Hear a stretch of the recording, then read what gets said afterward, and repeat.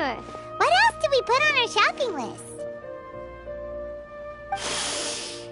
Oh, what a mouth-watering smell. Paimon would know the aroma of biryani anywhere. Let's go get some. We can still add it to the list. Well, if it isn't the Traveler and Paimon. Wasn't expecting to see you here. Hello there. Oh, it's been quite a while. Huh. So you two are still hanging out together. Dehya, didn't you say last time that you were gonna head back to the desert? I said I was going to resign from being her bodyguard, not that our friendship was over. We're still the best of friends. The Holmayanis also still post jobs from time to time. Their pay is always generous, so me and the other mercs never pass them up. I told Dehya to just stay at our place when she took one of those jobs a few days ago. My parents were delighted. They even said that it always felt like we were missing someone whenever Dehya wasn't around. That sounds like something they would say, all right. They're always so welcoming. Anyway, the job is already taken care of, so I was gonna head back to the brigade as soon as I finished a little shopping. But the master kept insisting, and I ended up staying for another day. You can stay for as many days as you want, Dehya. Father hasn't even gotten around to treating you to his best dishes yet. You know I'm not the kind of person to stay put in one place like that, my lady. Don't worry, though. There'll always be next time. But she said they'll treat you to the best dishes! Paimon can't believe you can still refuse that! But wait. Didn't you say last time that you would take me on a trip to the desert? Why don't you just take me with you today, when you leave? There are so many places I still haven't visited yet. I'm sorry, my lady, but no can do. There's still a few things I need to take care of back at the brigade. Besides, the desert hasn't exactly been the most peaceful place lately. Oh, come on. Not this again. That's also what you said last time and the time before that. I know, I'm sorry. Just give me some more time, and I promise I'll plan the best trip ever for you. All right, fine. To be perfectly honest, it's not that I wanted to go, it's more like I feel like something is off about you lately. Ever since you first set foot on the estate a few days ago, you've been acting anxious and even paranoid. Have you been delaying our trip because you've run into some kind of trouble? Nah, are you kidding? You're worrying too much. Would you swear on that? Friends shouldn't lie to each other, you know. I wouldn't pry any further if you're willing to swear on what you just said. But if something really is bothering you, then just tell me. You know I'll help you however I can. Oh, looks like Dunyarzad was onto something. You're too perceptive, my lady. Seems I can't hide anything from you. I just thought that nothing good could come out of telling you about the messy happenings of mercenaries. Knowing too much only leads to more trouble. Mercenary life is a dog-eat-dog world where Mora reigns supreme. Everything operates on a completely different set of rules. That doesn't change anything about what I just said, though. We're still friends, and I can only support you if I understand what's bothering you. My lady, you're not gonna stop until you drag it out of me, are ya? All right, I'll share what I know. Let's go somewhere else first. This isn't exactly the best place for a discussion. Okay, let's talk here. Just try not to draw any extra attention. As you may already know, the Eremites have both a lot of mercenaries and a complex organizational structure. Many mercs are no different than me, just going around looking for jobs to earn some mora. My brigade is called the Blazing Beasts. We're not a large group, but every member is loyal and brave. However, not all Eremite brigades are like mine. Some are willing to cross all kinds of lines for the sake of mora. The most notorious is a faction known as Deshret's Relics. Deshret's Relics? Judging from the name, they must really look up to...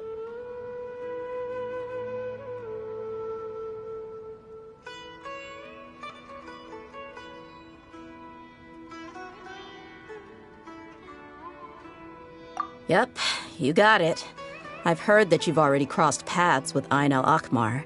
They're one of the groups under the Relic's banner. Oh, you mean the group that tried to sell us the Divine Knowledge Capsule? Yeah, they weren't friendly at all. Deshret's Relics is composed of many smaller brigades like Ain al-Akmar. The Relic's headquarters issues orders to all brigades under his control. On any other day, I would want nothing to do with them. Unfortunately, though, the brigade that's stirring up trouble now is none other than Dehya al-Akmar. Dakan? I think it means beard or something. Believe me, it's a really stupid name. I found it insufferable for years. Anyway, the real issue is that Dehya al-Akmar is led by my father, Kusela. Say what now? I think I'm starting to understand your anxiety now. But what did they do? I won't go into details, my lady, but they've been involved in a lot of violent incidents. We're talking hundreds. Hundreds? Yep. The scenes tend to be quite gruesome, too. They strip the victims of all their valuables before murdering them. Not only had they targeted merchant caravans and ordinary citizens, but other mercenary brigades as well. That's beyond terrible. They won't even spare their own kind. I don't know how Deshret's Relic sees it. All I do know is that Dehya al-Akmar has become more and more aggressive over the last few years. If I don't do something about them, then even my brigade or the people of Aru village could become their next target. I just wish I knew what's driven him to do this. Yeah. How can your father do such terrible things? I don't know. People change. He's always been pretty pathetic. But at least in the past, there were still a few lines that he wouldn't cross. That's setting the bar pretty low. I mean, if he was even remotely decent, then why would I have to leave the brigade and cut all ties with him? He was loud and foolish, with no real sense of purpose. Instead of doing anything useful, he spent most of his time drinking and chasing after women. Of course, the other brigade members were just like him. Their ruckus would go on night after night. Sounds like a nightmare. What about your mother? Did she ever step in to stop them? Unfortunately, I never knew my mother. I'm sorry, Dehya. I didn't know. It's all right, my lady. That's pretty common in mercenary circles. Didn't I mention that my father was chasing after women? I was the result of one of those encounters with some random person. He told me that he wasn't sure who my mother was. And in any case, she never came to see me. He'd say, "You'll be fine as long as you remember to stick with Dad." But even then, he left most of the parenting to the brigade. The one thing I do remember is that he used to tell me stories. But the problem was that he had terrible taste. He only knew a few stories, and even those tended to be pretty stale. They were tales of desert warriors defeating dragons in the forest, or stories of mercenaries rescuing princesses from rebel armies. Sounds like your typical fairy tales. More or less, yeah. They were interesting maybe the first or second time around, but after about 20 repeats, they started to get a little dull. He seemed to think those stories were the best things ever, though. He was so into them that he'd call the whole brigade over and make them perform the whole thing as a play. Even the toys he gave me would all be story props. I'd get helmets, shields, and toy swords. It was only much later when I realized that the shows were more for him than they ever were for me. What an interesting guy. Yeah, I've always found him pretty childish, but that was something I could just shrug off. I had no reason to despise him. Until I grew up and learned the true face of Deshret's Relics for myself. Looting, blackmail, violence, and fraud. They not only accepted such heinous acts, they would even openly boast about them. No one in the brigade was any kind of hero. Instead, my father and his cronies were more like the bad guys that needed to be taken down. Did they really think that as long as they didn't do any of that stuff right in front of me, I would never know? I think I can understand your feelings. The difference between perception and reality must have hit hard. Yeah, but don't worry, my lady. It's all water under the bridge to me now. I had a huge argument with my father and left that place behind for good. I'm not investigating them due to any bitter feelings I still have towards my father. I just want to protect those that are close to me.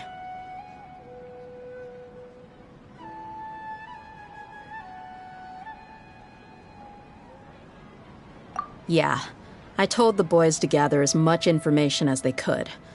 Most of the reports concern violent incidents, but there's also some talk of smuggling. I see. But isn't this investigation incredibly dangerous?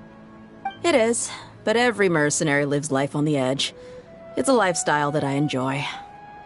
That may be true, but it'll be impossible for those who care about you not to worry. Well, now you get why I didn't want to share any of this with you. What should we do? They both have valid concerns. Huh? But there's no need for you to get caught up in this mess, too. Well, he's super tough, so if he went into the desert with you, then Paimon bets the problem will be solved in no time. I'm inclined to agree. I'd feel a lot more at ease if you took him along to help. I'll wait for news from you in the city until then. Please, stay safe. I'm honored that you care so much for me, my lady. All right, then let's get moving. Our first stop will be Caravan Rebot, where we can catch up a bit with my fellow mercs.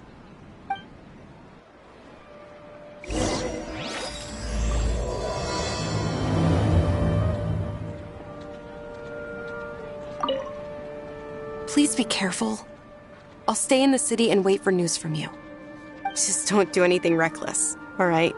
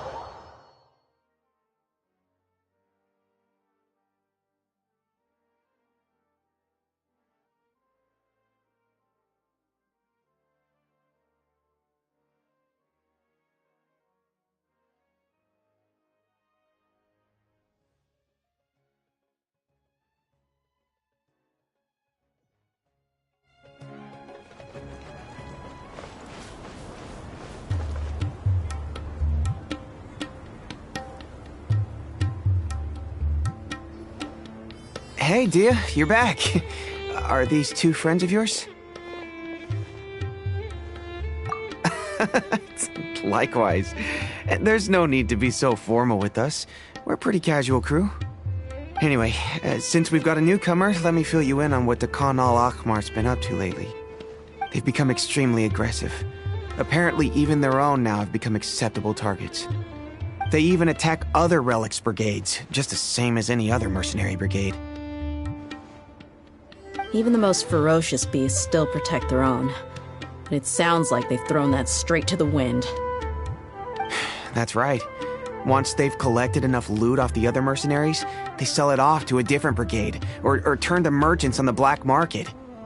A portion of their profits is immediately exchanged for more food and weaponry to be used in their next violent operation. That's terrible! Yeah, and it really makes you wonder why they're so desperate for Mora. A few days ago, Isham and I trailed them for a while, and even disguised ourselves as merchants to conduct trade with them. We were able to learn a few things from the exchange. Rather than saying they're out to plunder and hoard Mora, it'd probably be more accurate to say that they're experiencing an internal power struggle. Wait, a power struggle? You heard me right. The vast majority of their victims are mercenaries from the other brigades of Deshret's relics. If their only goal was Mora, they could have gone after anybody. The targeted nature of their attacks points to a power struggle between the different brigades within the relics. That's the only plausible explanation we have. Unfortunately, we weren't able to find out anything more specific. It seems they're also trying to keep things under wraps. Oh, one last thing we discovered was that over the past few years, as the Khan al-Ahmar became more and more active, Deshret's relics as a whole became a lot weaker. It sounds mighty strange to me, too. Harun, you can leave the rest of the investigation to us. Gotta say, though, I didn't expect you to go on a whole undercover mission during the few days I was gone. Sounds like you were really putting your necks on the line, no? Nah, it was nothing. We're just as concerned about the situation as you are. The Khan al-Ahmar is your father's crew, after all. What he said. Besides, Dehya, haven't you done more dangerous things than all of us combined? What we did is nothing compared to your experiences. Yeah. And while they went to talk with Khan al-Ahmar, I took a look at the last camp they attacked. Any survivors of the attack were already long gone. There was nothing of value left in the camp. Ah, Hisham and Khalaf. You're here too. We rushed over as soon as we saw you come into Caravan Ribat. Although this new friend of yours looks a little green behind the ears, I'm sensing a special vibe from him. Now that we know you'll have a capable partner with you, we can also rest easy. Hey, what about Paimon? Feel anything special? Oh, you're also planning to tag along with them? Of course! Paimon is the traveler's most important guide. Wherever he goes, Paimon will follow. Oh, in that case, then you'd better take care of her too, Dehya. Don't underestimate Paimon! Don't worry about her. She may look tiny and helpless, but she's been through just as many battles as the traveler here. Even if she had only survived on sheer luck, then that alone would still make her quite formidable. I had no idea. I guess I shouldn't judge by appearances. Oh, one other thing, Dehya. When you're free, why don't you update the deputy about your upcoming schedule? We held another recruitment event a few days ago, but everyone only came to see the Flame Mane. You weren't around at the time, so people were pretty disappointed to only find our crew of rough, unkempt guys. The deputy put a lot of effort into the event, but it was basically for nothing. Only a few people chose to stay, and that really got to him. Sorry to hear that. I'll be sure to bring him some great liquor next time. I left in a hurry and I couldn't make it back in time for the event. Gotta admit, I can understand their disappointment, though. You're our brigade's main selling point, after all. Now, if only the deputy could figure out a way to bring a few more smoking hot members into our ranks. Keep dreaming. Remember the last time I invited a couple gals into the brigade? You all just froze up with your mouths gaping like a bunch of scarecrows. The awkward silence and weird expressions left quite the impression on them. They were originally interested in joining us, but after that, they both told me they were too uncomfortable to stick around. Hey, didn't we agree to never bring that up again? Huh? Wait, are you serious? Why have I never heard about this? I don't think you were part of the brigade yet. Are you kidding me? I missed a once-in-a-lifetime moment like that and you weren't even gonna tell me? All right. We can tell you about it later. Now's not the time. Hey, don't you try to change the subject. You and Hisham get your butts over here and tell me everything right now. Are they always like this? More or less. There aren't many rules or graces when it comes to mercenaries. We're used to just speaking our minds. If someone starts getting under your skin, you just yell right back at them. And if that doesn't put an end to it, then you just challenge them to a fight. But we also don't tend to take many things too seriously. Being direct and getting it all out of your system as soon as things come up is better than keeping everything bottled up, never talking about it. That's also why I never spare their feelings when I talk to them. If I want to laugh, I'll laugh. If I'm angry, then I'll unload on them. It's hard to stop once you get used to it. Though, I can never do that when I'm with the Homayanis. Hey, knuckleheads! Can you at least tell me the rest of the intel before you go back to your bickering? Yeah, you hear her, Khalaf? Told you we gotta focus on the investigation first. I drew up a map. Right here is the spot. There you'll find the merchant caravan responsible for getting rid of the Khan al-Ahmar's looted goods. All you gotta do is wait and ambush them in the evening. They'll have no idea what hit them. Perfect. Thanks for that.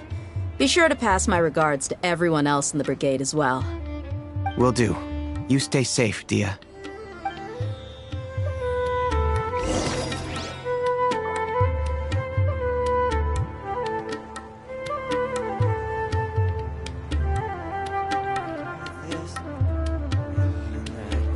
Travelers and visitors, don't miss out!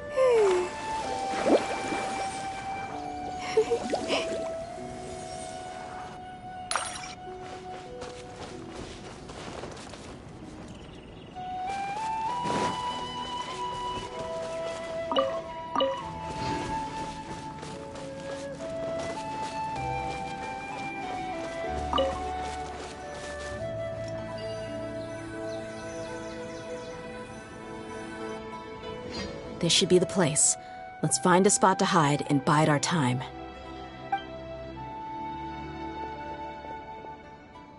It's gonna come down to a fight one way or another, so let's all be careful. No need to worry. He knows his way around a fight. I'm not worried about that. What I meant is that we probably shouldn't go too hard on the enemy. After all, we still need to get information out of them.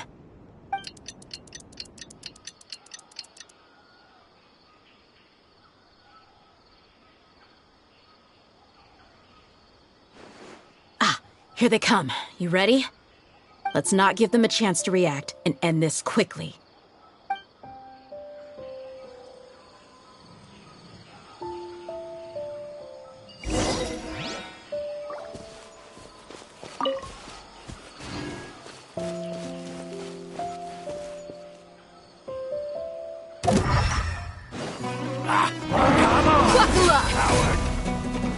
Where do you think you're going? Take that! Along the jungle!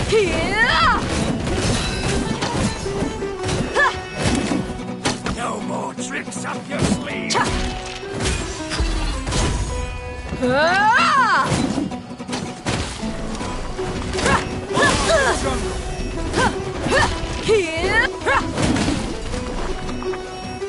Take that! Where do you think you're going? No more tricks up your sleeve! You ain't messing around!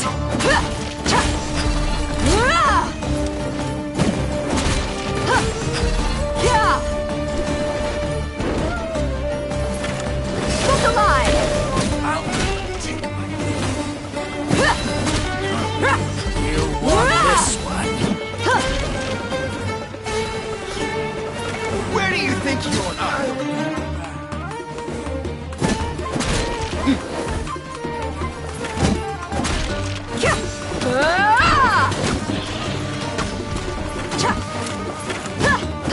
I'll be back.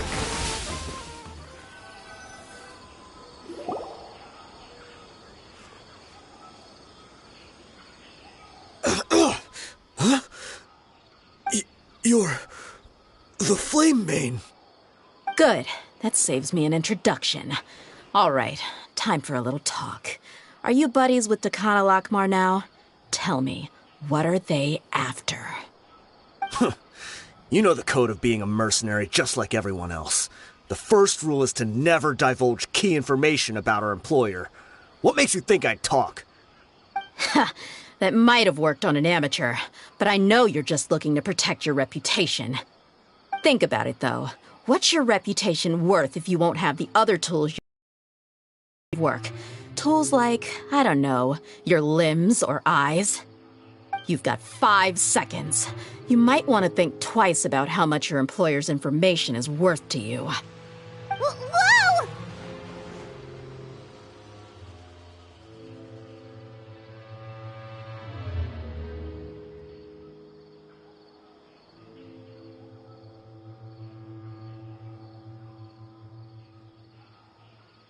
I'm not joking around. We can do this the easy way or the painful way.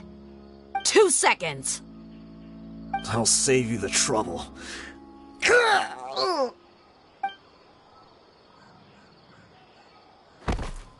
Huh? Are you crazy? He tried to bite off his own tongue. Quick, search the area for any first aid supplies. I definitely didn't expect him to go that far. Thankfully, the wound wasn't too deep, and he just passed out from the pain. But why would he be so extreme? I just wanted to test his mettle. You can get a lot of mercenaries to talk just by threatening them. I didn't expect him to be willing to go through so much pain just to deny us some intel. Well, he's out cold for now. We could wait for him to wake up, but maybe it's not a good idea to interrogate him any further. What should we do? Yeah, don't worry about it. It'll be a waste of time to interrogate him again after that. Hurt himself again if we start asking. There are lots of goods around here. Let's search the area. Maybe we'll be able to find something. I'm really sorry.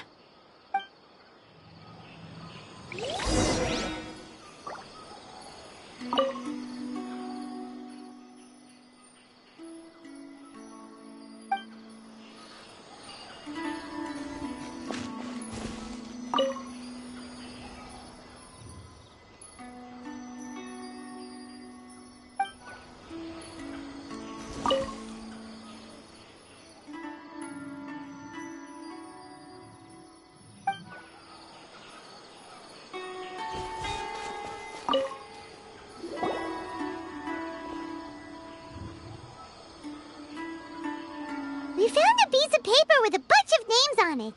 Maybe it's a record of something. Let me take a look.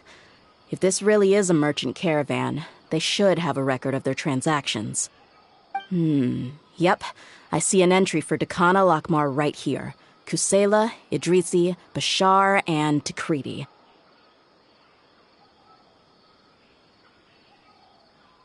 All familiar names. Dakana Lakmar has been trading for a hefty supply of food, weapons, and medicine. It seems that in the past, they used to receive some canned knowledge as well.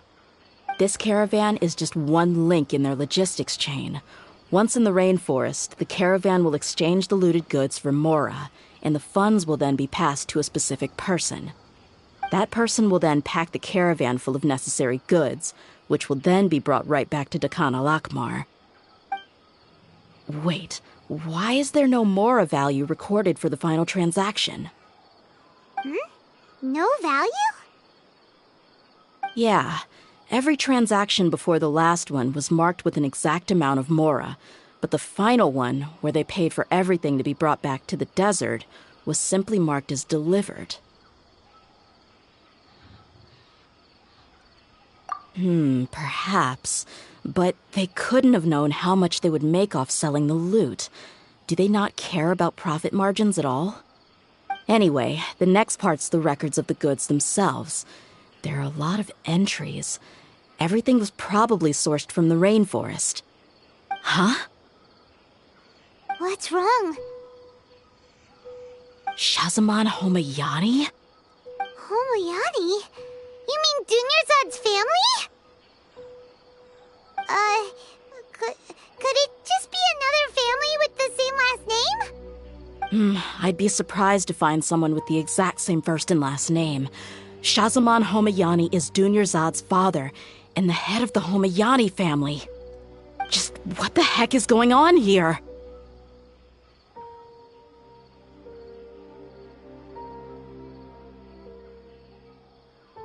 I'm sorry, you're right. I'll consider what we found and not jump to conclusions just yet. But what this piece of paper confirms is that the Homayani family has been providing goods to Dakan al-Akmar. What if the Homayanis have been kept in the dark and don't know they've been trading with Dakan al-Akmar? That's a possibility, but if that was the case, why is this caravan specifically named Shahzaman as their person of contact? They could have just as easily bought goods such as food and medicine directly from Caravan Ribat or Port Ormos.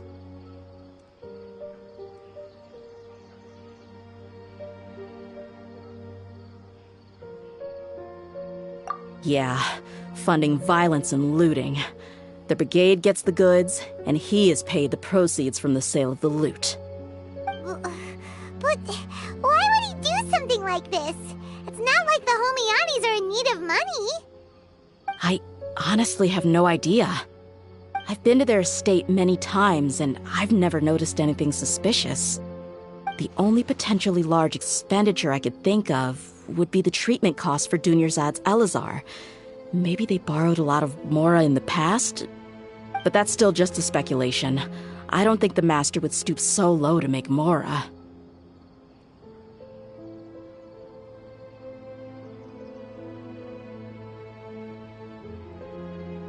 You're probably right. I know my lady's personality, and she wouldn't deliberately keep something like this from us. But what should we do now? All we found is just another mystery.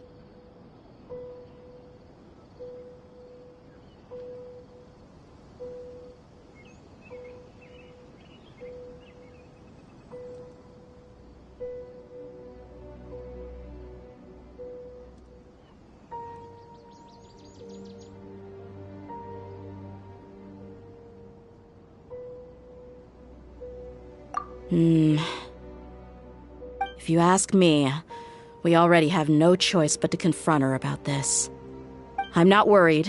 It's too early to make a verdict yet. I still have faith in the Homayanis. Let's go find my lady again.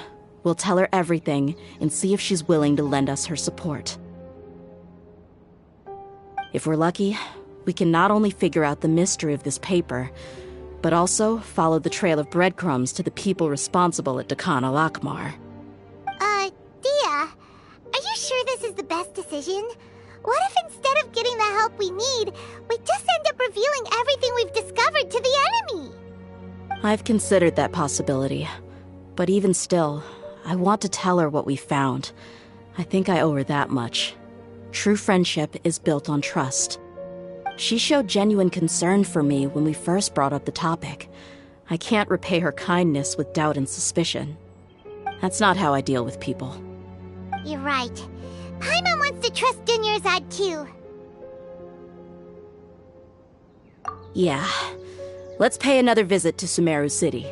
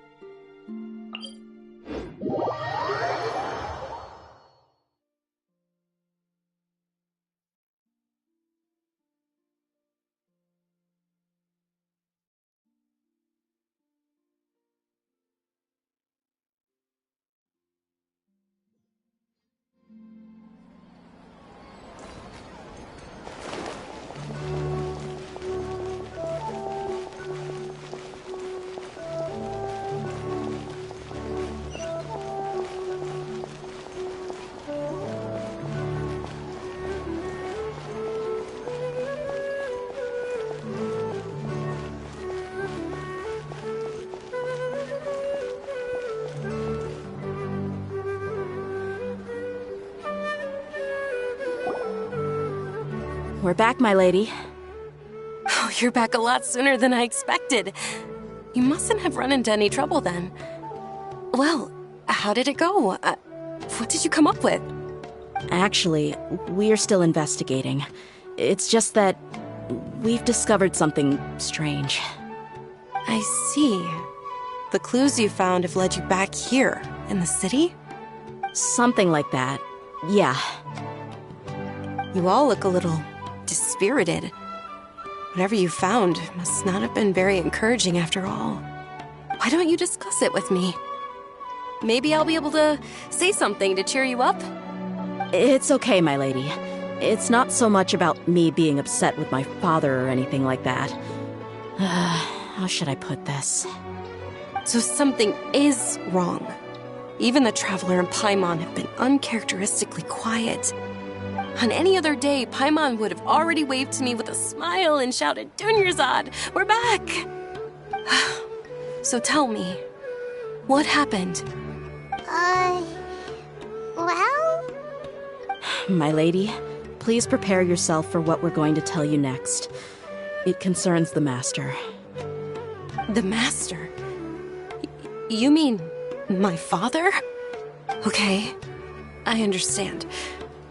Don't worry about me. I'll listen as attentively as I can.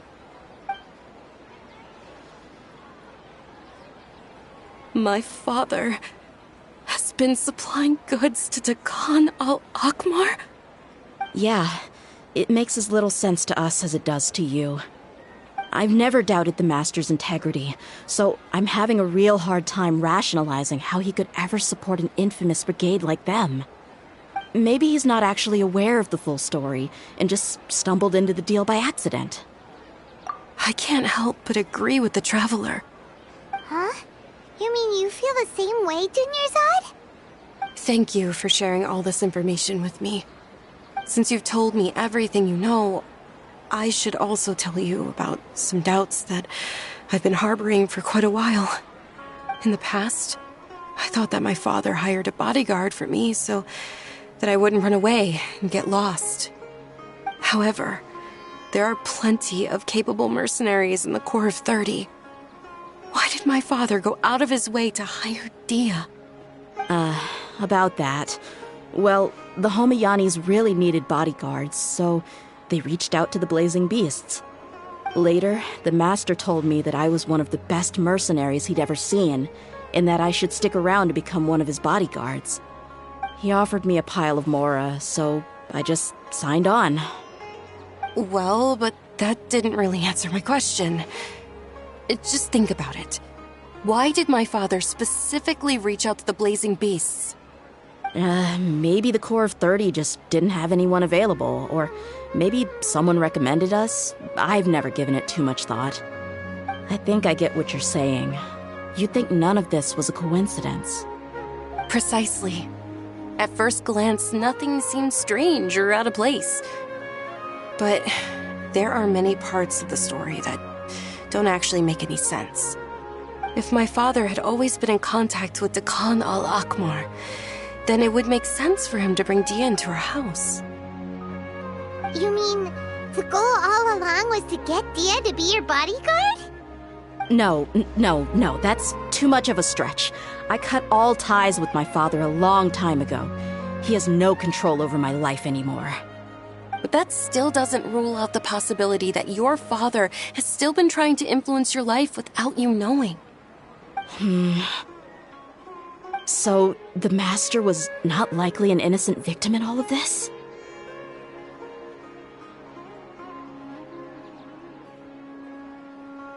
Sorry we put all this on you so suddenly, Dunyarzad. It's okay, Paimon. I should actually be thanking you. Regardless of his reasons, if my father has truly been funding a violent group of mercenaries, then it's my duty to bring him back to reason. But is that really the right thing to do?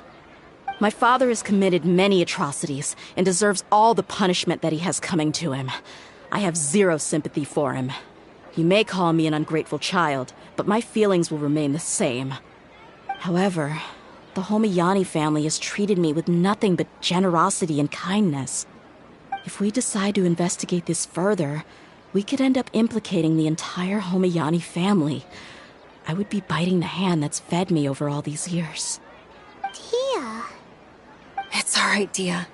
If anyone were to ask, you could always just say that I'm the one who instructed you to get to the bottom of this. You don't have to do that, my lady. I'm not conflicted because I'm afraid of taking responsibility. Besides, you're the one we should all be worried about right now. Hey, it's still too early to give up hope. What was that thing about friendship again?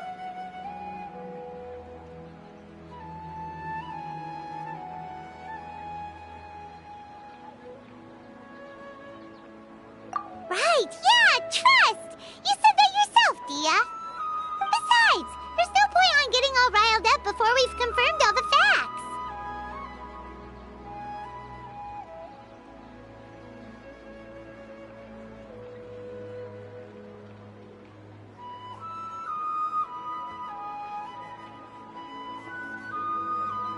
Thank you, everyone. That makes a lot of sense. I guess I should always remember the trust that I've placed in people. In which case, my lady, could you ask the Master to come out and have a chat with us? Sure thing. I also hope he'll be able to give us a logical explanation. Let's meet at the usual place then. Usual place? Ah, right.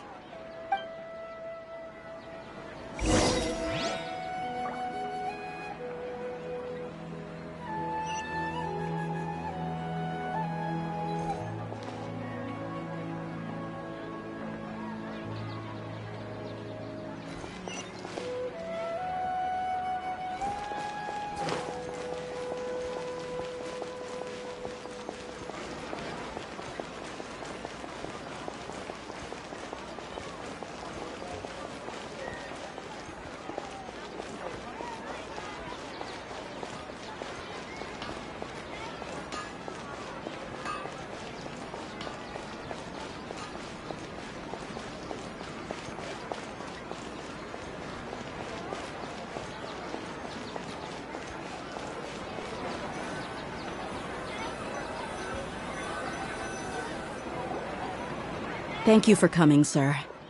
Please allow me to introduce these two.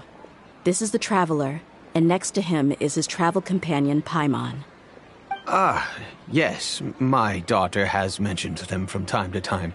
It's a privilege to finally meet them in person.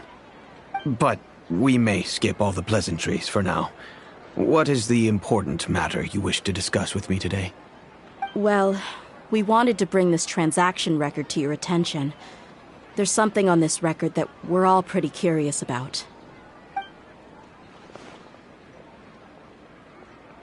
So, that's what you found? Huh. Seems like I can't keep everything from you much longer. If you wouldn't mind, we'd like an explanation. Well, it's a long and difficult story. And to be perfectly honest, I'm not sure if I'm doing the right thing. What I do know, though, Dehya, is that the truth will bring you no solace. If anything, it will likely cause you a great amount of anguish. Wait, me? Yes. I understand perfectly why you came to see me. And I am touched by your collective commitment to do the right thing. But knowledge always comes at a price. And sometimes, as they say, ignorance is bliss. Your father, Kusela, and I both believed that. Of course, you have the right to seek and learn the truth, but I must warn you. The facts of this matter may reduce everything you've built for yourself into sand, blowing in the wind. If you must proceed, then Kusela's heartfelt efforts will also fade into the wind like a fleeting mirage. His heartfelt efforts? I'm sorry, sir, but I'm not sure I follow. I've made it this far in life without a single drop of my father's support. I have my own ideals and ways of looking at the world, as well as people and causes that I've chosen to cherish and fight for. None of these things have anything to do with him. I came here today to support you as the head of the Homayani family. No warning will change my stance on that. I understand. Then let me tell you a little story. Our family once needed to take a trip to the desert when Dunyarzad was just a baby. Along the way, we were attacked by bandits. They had superior numbers and quickly overpowered our bodyguards. When all seemed lost, a group of passerby Eremites lent us their support. Those Eremites were Kusela's brigade, Dekhan al-Ahmar. Kusela's men told me that the attackers were Eremite mercenaries, just like themselves. I was shocked. Why would Dekhan al-Ahmar go so far to save us and not spare the fellow Eremites?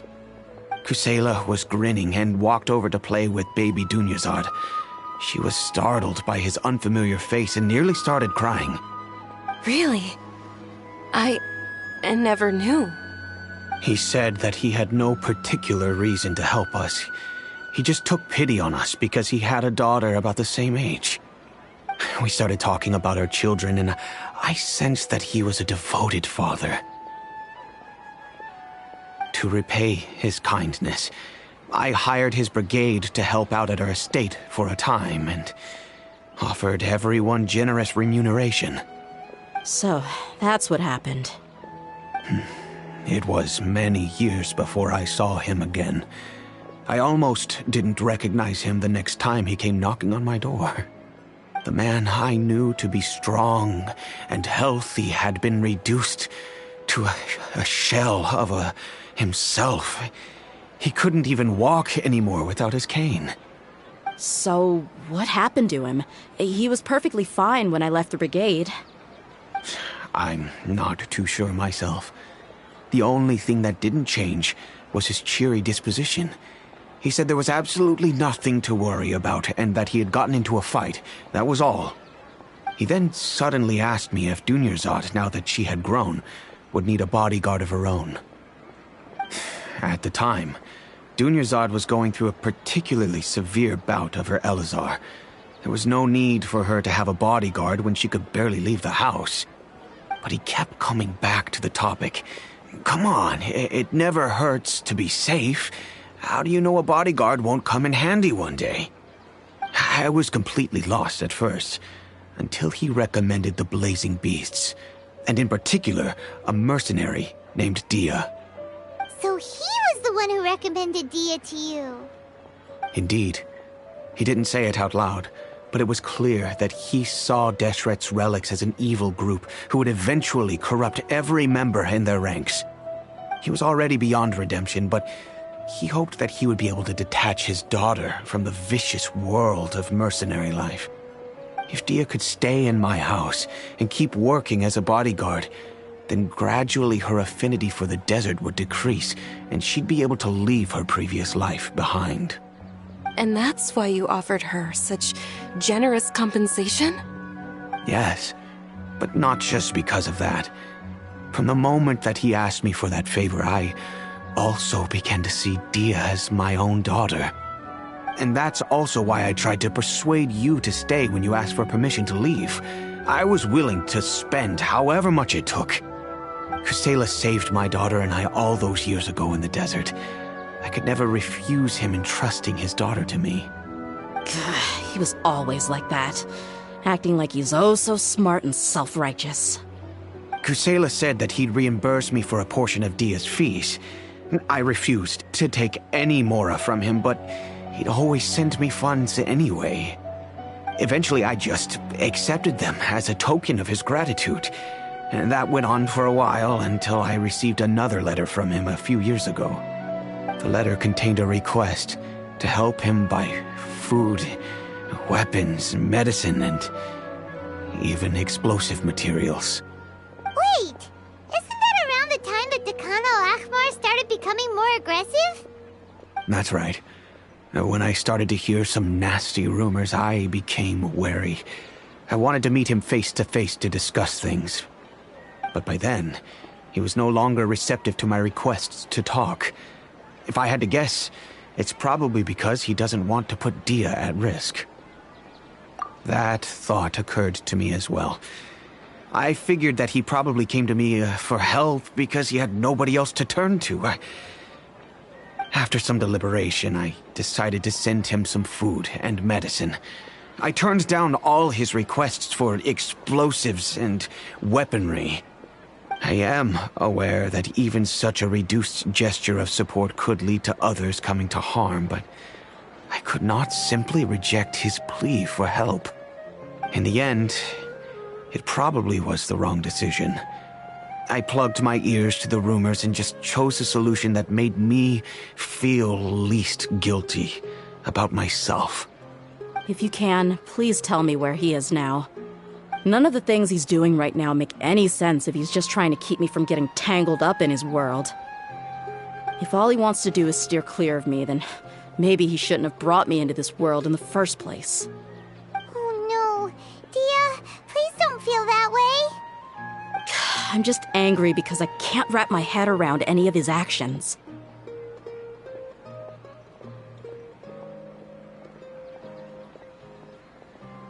Another way?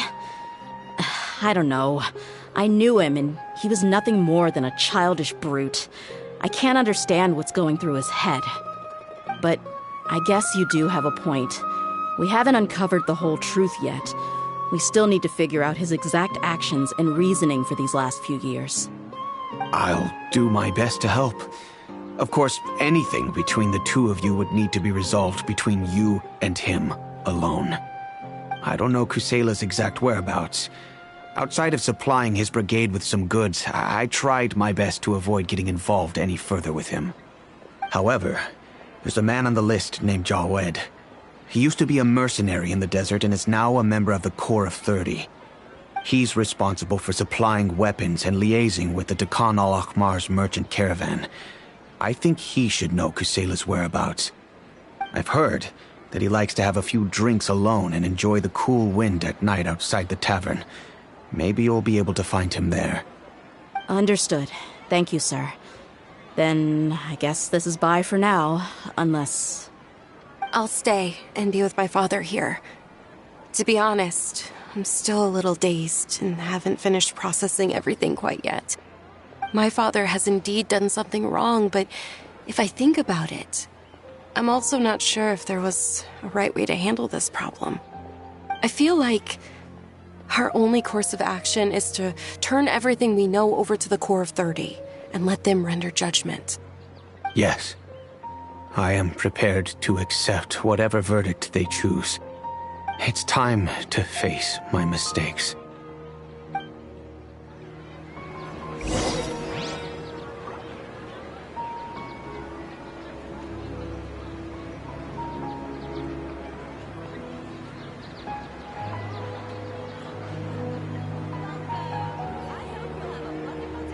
Dodoko?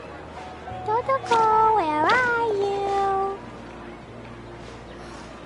Don't you remember your adventure plans, my lady?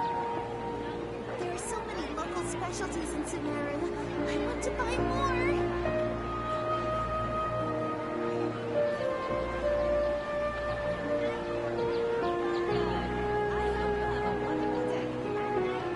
Klee was a brave girl today.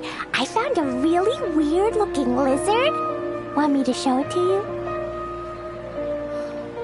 Don't you remember your adventure plans, my lady? These bombs, so heavy.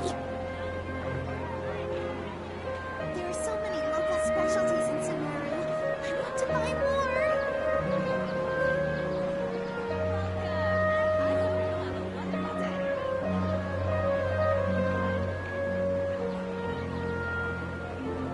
Do you want to come fish blasting with me? I'll get grounded for a whole day, but it's way worth it because the fish taste so good.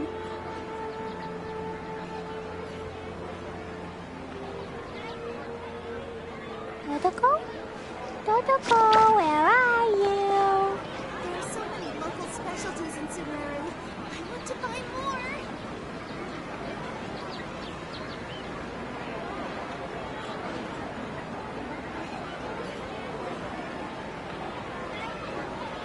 Klee was a brave girl today. I found a really weird-looking lizard. Want me to show it to you? There are so many local specialties in Sumeru. I want to buy more.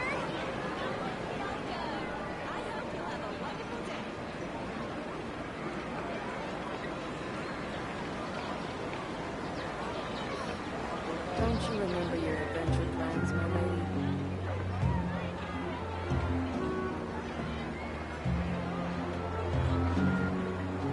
There are so many local specialties in Sumeru. I have to buy more. Do you want to come fish blasting with me? I'll get grounded for a whole day, but it's way worth it because the fish tastes so good. Don't you remember your adventure plans, my lady?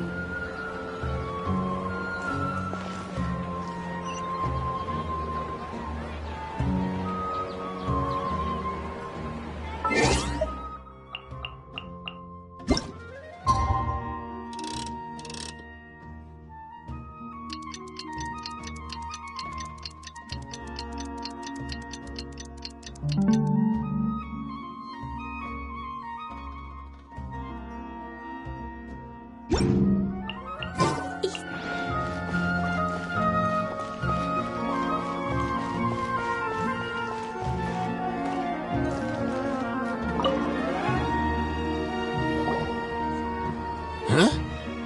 Who are you guys? I know what you've been up to. Smuggling weapons to violent brigades in the desert while working for the Corps? Pretty bold, if you ask me. Shh! Keep your voice down. How do you know all that? Come with me. We should take this elsewhere. I'll be happy to talk things over once we're somewhere private.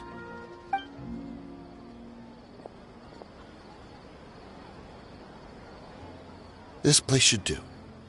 Alright, back to my question. How did you all know about me? Don't worry about that for now. You know what kind of punishment you'll face once we report you to the Corps, I assume. Wait, there's no need to jump the gun. Let's talk this out. What are your terms?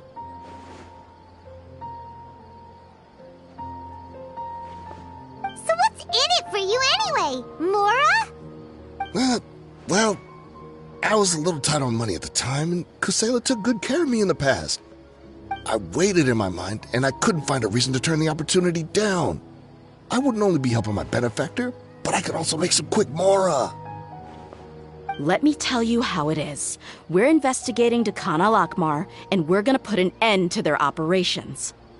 If you provide some help for us, then we might just put in a good word later to reduce the terms of your punishment. Hey, why don't we discuss this a little first? Listen, I made quite a bit of Mora from my last run. Just give me a number, and I'm sure we can... Shut it. My patience is running out. You should know when a mercenary is after something other than money. All right, sheesh. But you gotta promise you'll put in some nice words for me later. They're always on the move. Here's the spot they were at the last time I made my delivery to the desert. Feel free to go have a look. I'm just telling you, though, it's not on me. Sure. And then you can forget about any nice words from us. Hey, come on. Now you're just being unreasonable. Really? And how do I know you're not leading us straight into a trap? Don't forget, you're the one with no bargaining chips. All right, I get it.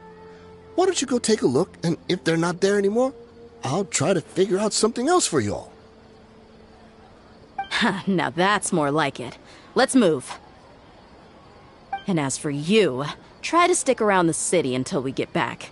You don't want us to call the folks from the Corps and have them drag you back to the city.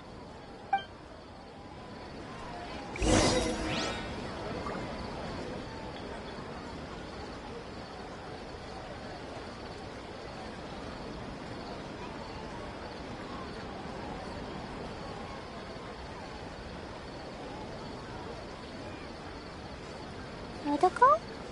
Dodoko, where are you?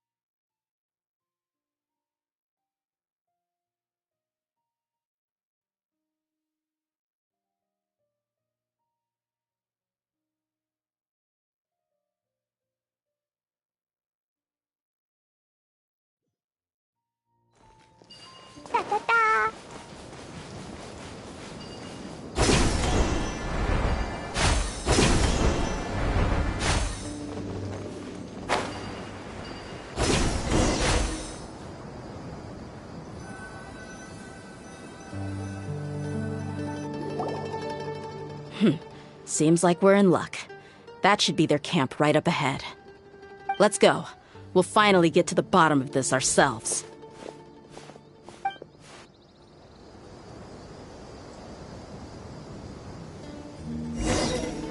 I'm here to see Kusela. Tell him to get out here.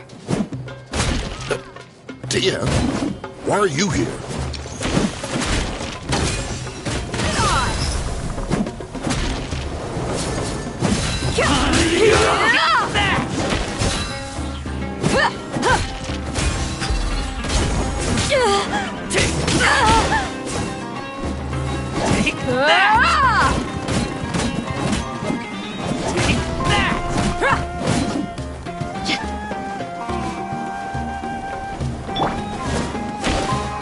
Hold the line!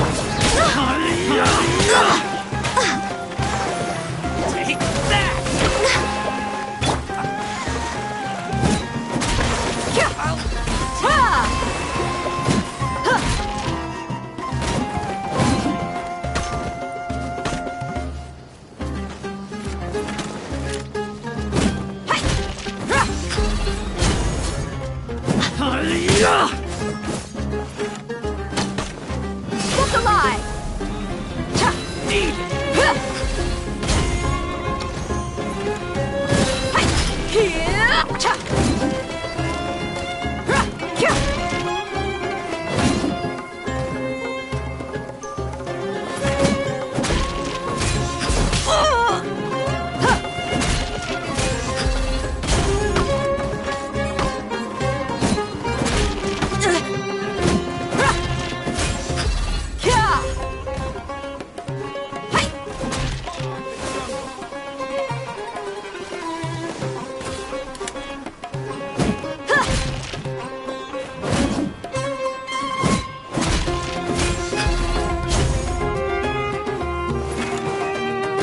Haven't you all done enough? Oh, so you also here to stop us? Stay out of this. It's got nothing to do with you.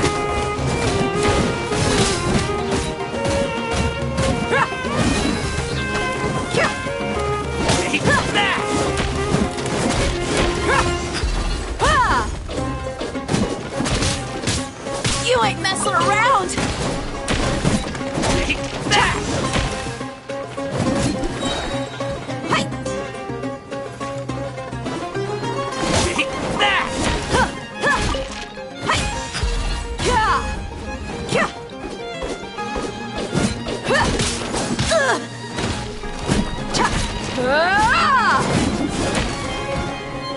Let's get it on!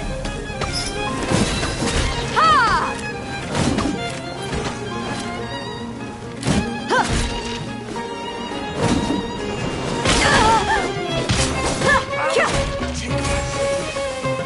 You're dead meat!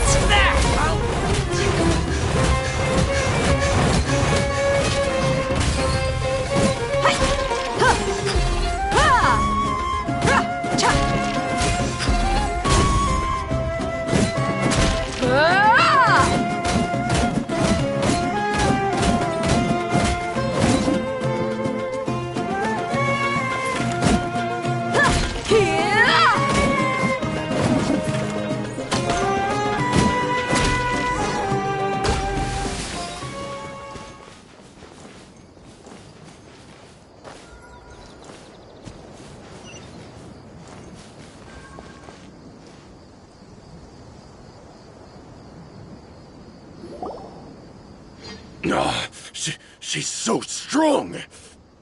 Enough fighting. We all know each other, and I don't want to take things too far. Just bring Kusela to me. There's no use hiding him anymore. Did you understand a single word I just said? Or do I need to bash your skull in some more? All right, everyone, let's all just calm down for a second. Dehya, the boss can't come out and see you anymore. He died a long time ago. What? Seems like you've been out of the loop for a while. Guess that's for the best, though. At least, that's what the old man wanted. When did he die? What happened to him? A few years ago, Kusela broke up Dakan al-Ahmar. and went to the Deshret's Relics headquarters by himself. So is that when you guys started acting up? We would prefer to call it taking revenge. Every last person in Deshret's Relics must pay in blood for what they did.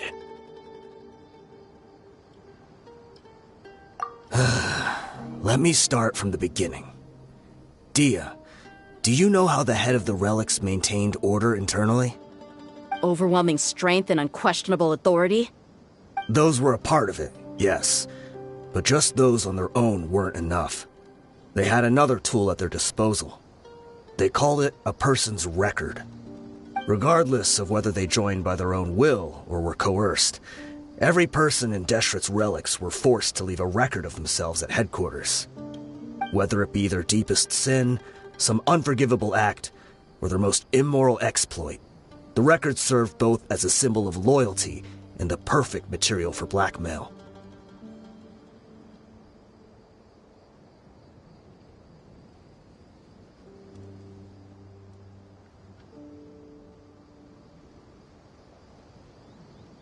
That's precisely it.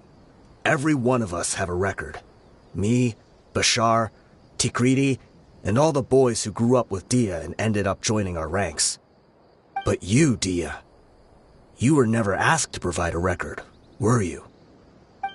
I never even knew this was a requirement. You were probably the only person in all of Deshret's Relics who didn't know about it.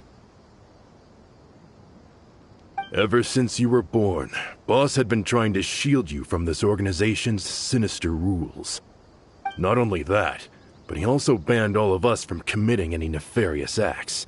He said he'd take care of the dues we had to pay regularly to headquarters. But in the end, he was just an ordinary person. What could he do? He was forced to go to headquarters again and again to account for missed dues and incomplete records. He'd come up with all kinds of excuses and get beaten up as a result. We all knew he was doing that for you. He wanted to get you out of this world, no matter what it took. And that's why he became a shell of himself and couldn't walk without a cane. Wait, but that doesn't make any sense. I didn't know about any of this, and I'd never seen him get injured or beaten. Because you were too young at the time. How would you ever tell between wounds from a beating and wounds from battle? When you left home after that final argument with him, he seemed to age by a decade overnight. Even his hair went gray. So, even the blazing beasts were... Yep. It was all his doing. Had he not arranged them to come to you, you probably would have been reduced to a pulp before you ever left the desert. A few years ago, Boss said he needed to make another trip to headquarters. He was already pretty weak then, and we all assumed he was going to get beaten again.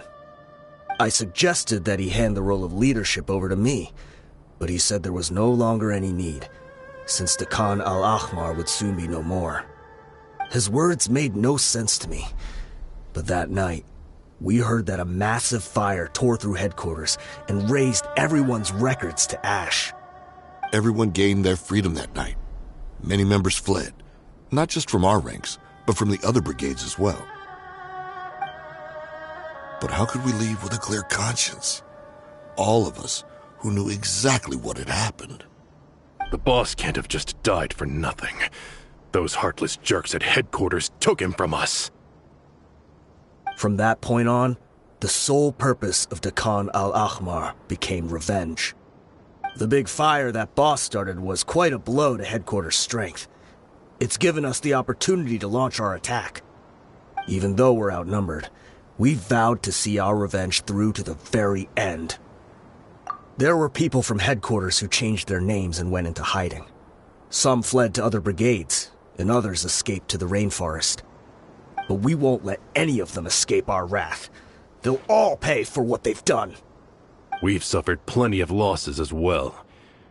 To keep going, we need an enormous amount of supplies, from food and medicine to weaponry and explosives.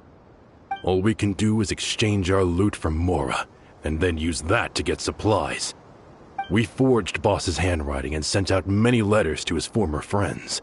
Thankfully, many people were willing to come to our aid. We were also able to attract many mercenaries who shared our goal. We've endured unspeakable pain to win many impossible battles.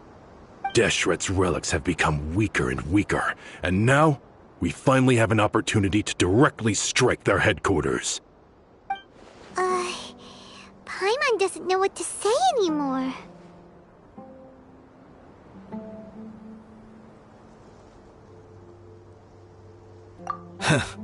We do know right from wrong, but we were sinners from the very beginning. We do not deserve the freedom that the boss won for us with his life. Boss always loved his old-fashioned hero stories. Those tales about sacrificing yourself to save the world. We used to always laugh at him for it. But in the end, he really went and lived those stories out himself. As for me, I never considered myself a hero. We're all the lowest of the low. We have no right to even imagine such an existence. But maybe those hero stories he liked foreshadowed everything that was to come. The spirit of the hero touched all those he had saved, and more people joined his cause. Maybe we were all just acting along with the play in the beginning. But as we acted the parts and recited the lines, we were drawn in. And now, we want to see the story through to the end. I'm sorry, Dehya. I know you always found us insufferable ever since you were young. Just think of this as a madman ranting. I'll go with you. Huh? Dehya? You want to go with them? I grew up with these guys, and I know they're not bad people. It's just that some situations get so bad that it's difficult to tell good from evil. All I know is that Deshret's relics must be destroyed. Furthermore, I want to go see the place for myself. I want to know if my father is still there. I know you don't want to get involved in this, so there's no need for you to tag along. I can do this on my own. Yeah, Paimon feels like we'd only regret it if we don't see this through to the end. Thank you. We'll be a lot stronger together with you. I bet Boss would lose his mind if he ever knew you'd join us at the very last moment like this. Considering all the losses and injuries we sustained, we can't afford to turn down someone as powerful as you. He can think whatever he wants. But the fact is, I owe him this much.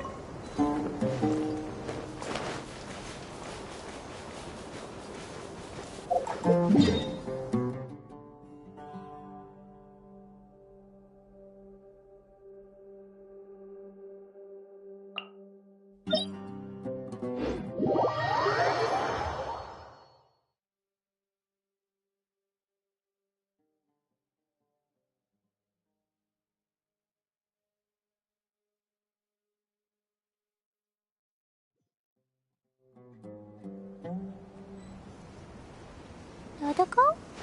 Dodoko, where are you?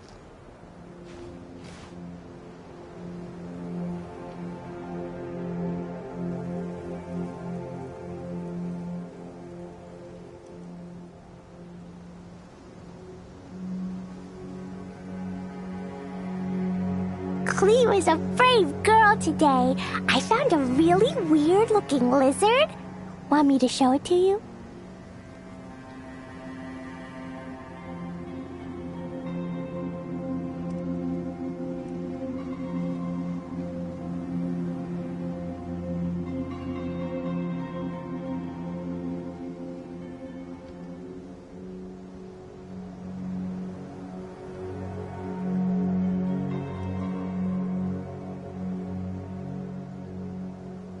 Do you want to come fish blasting with me? I'll get grounded for a whole day, but it's way worth it because the fish taste so good.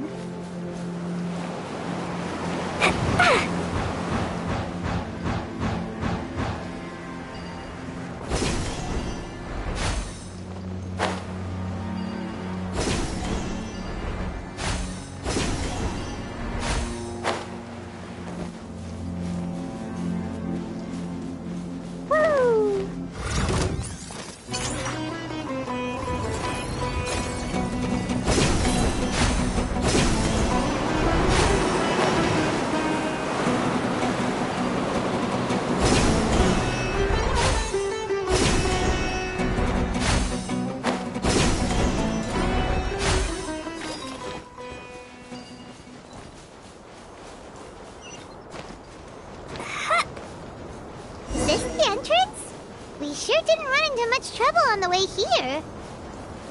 Should be. I don't think they have enough manpower left to post guards and defend their perimeters.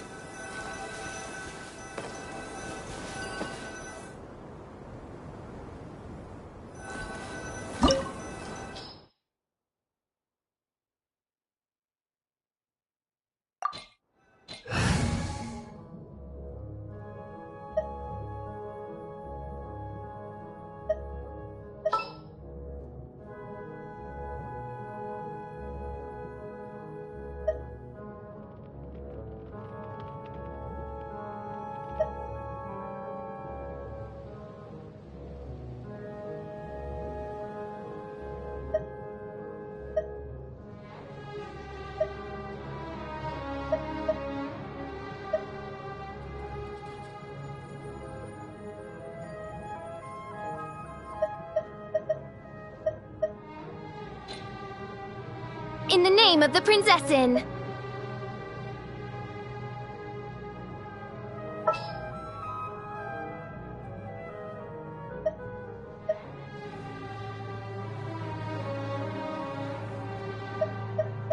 There's still a long road ahead.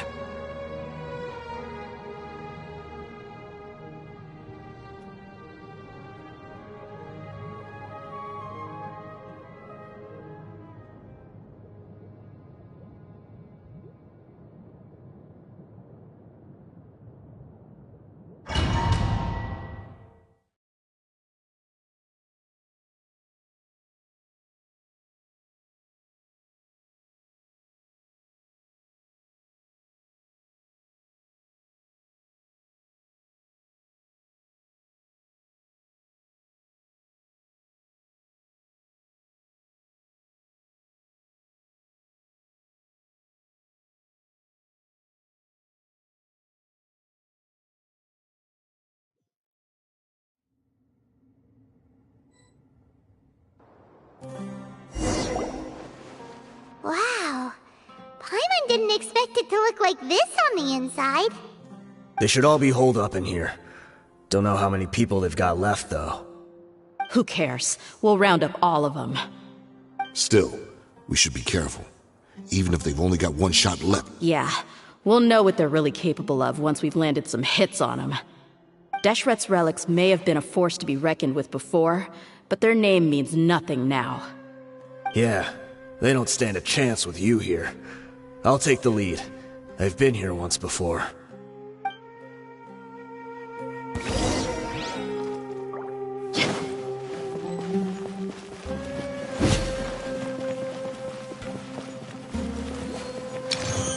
Happy to oblige. You are not welcome here.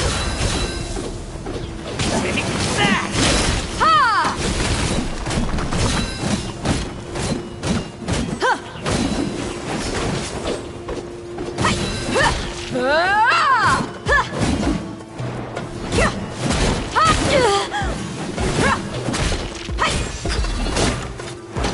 Take that! Stuck alive! I'll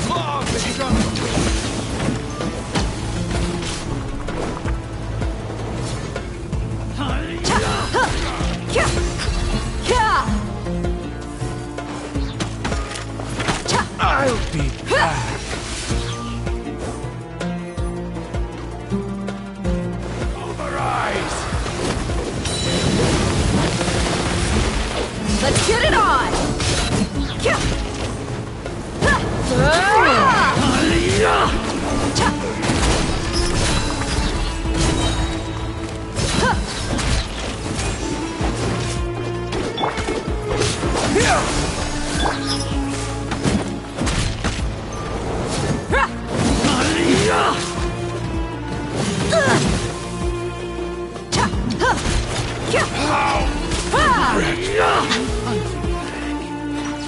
Look alive!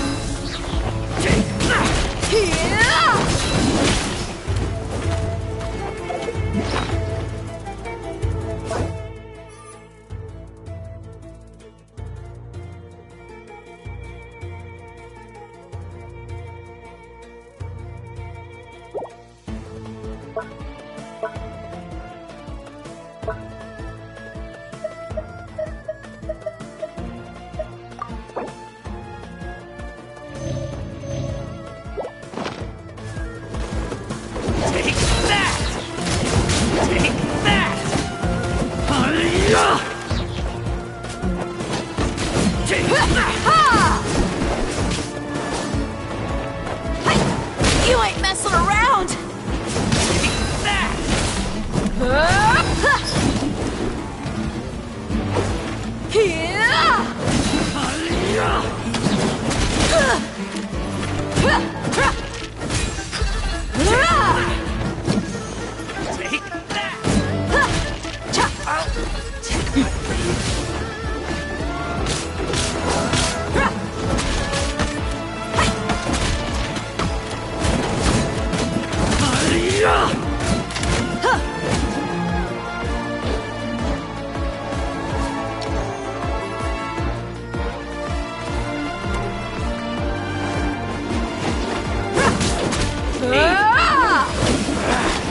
Feeling lucky today?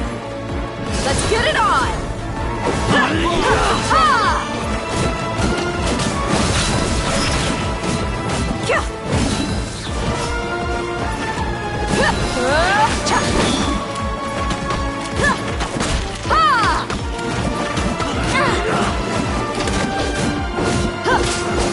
I'm getting sick of this. Look alive!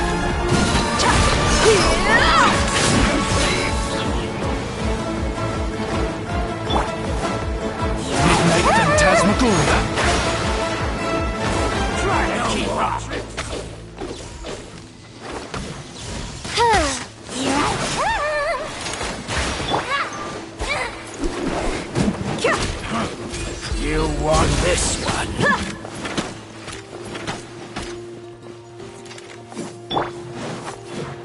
Scatter!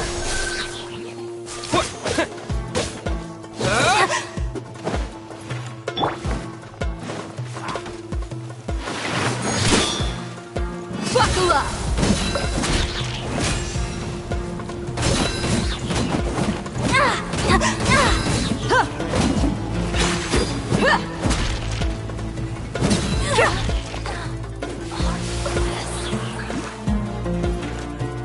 No more tricks up your sleeve!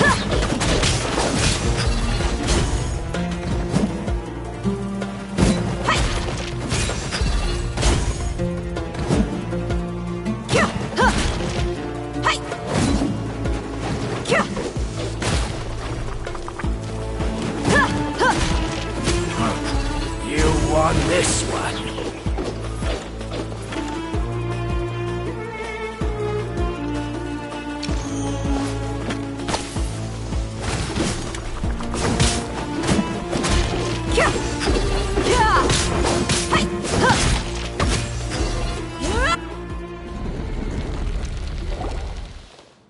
This way, follow me.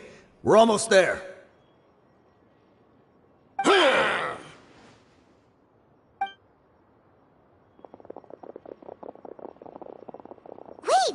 They went charging ahead without checking for any traps!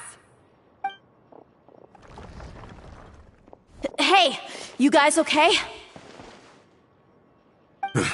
It seems like we just got trapped in here. Don't think we triggered anything else. Watch out, the enemy's coming from ahead. Well, now that things have come to this, seems we'll have to fight our way through. Don't worry about us. We knew something like this could happen. Go and take a look around. There could still be another way through. Let's go! We can't let the boss down! Let's check if there's another way! The sooner we can make it through to help them, the better. Let's see. I think I see a way through over there, but it's being blocked by something. Let's try our luck with that mechanism. Okay, let's go!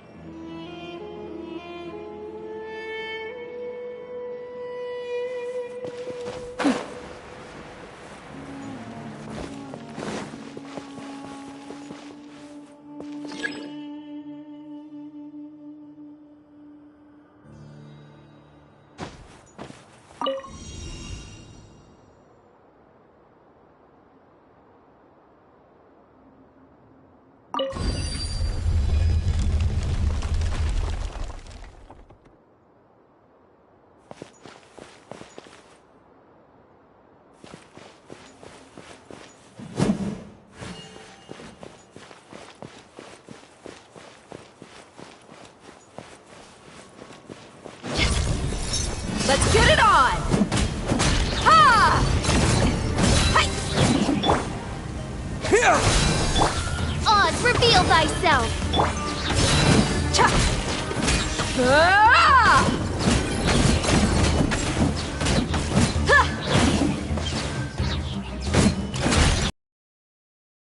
Ha! Here! Cha!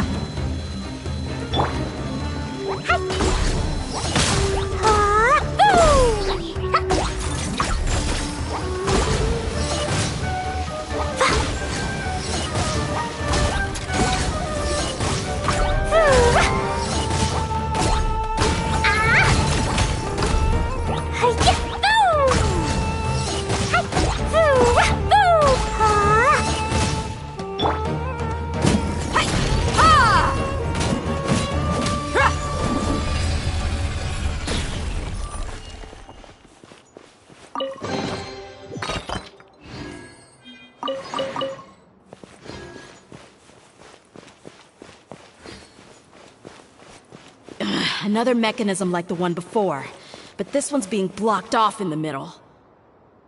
We just need to adjust it a little.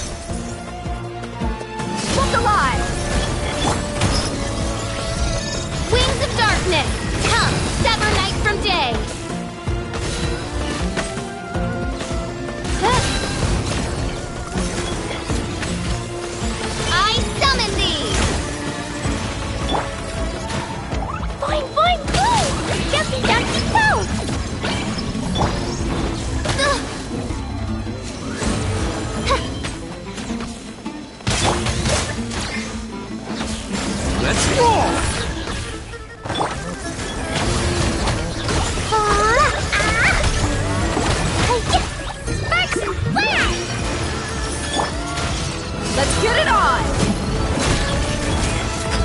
Yeah! Ha! You asked for it.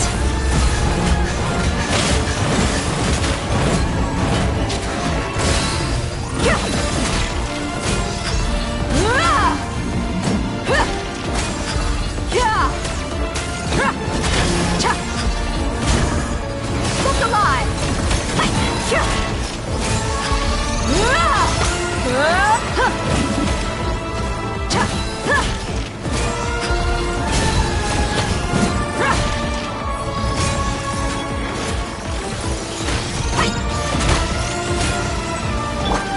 Scatter! Terminate!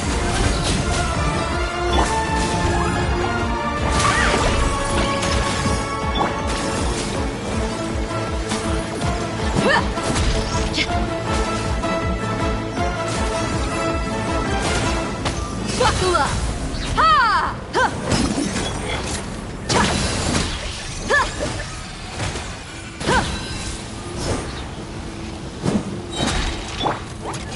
Ah! Boom! Boing, boing, boom! Ah! Yeah! Hi-ya! Boom!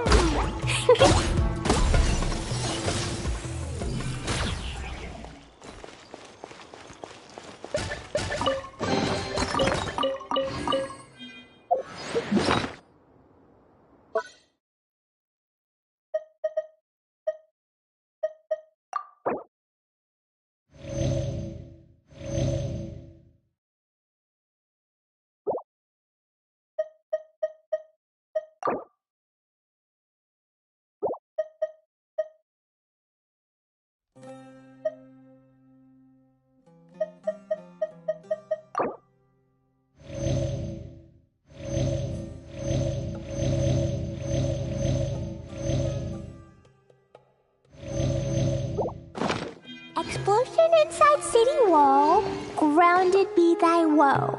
Explosions can hurt people, Jean can be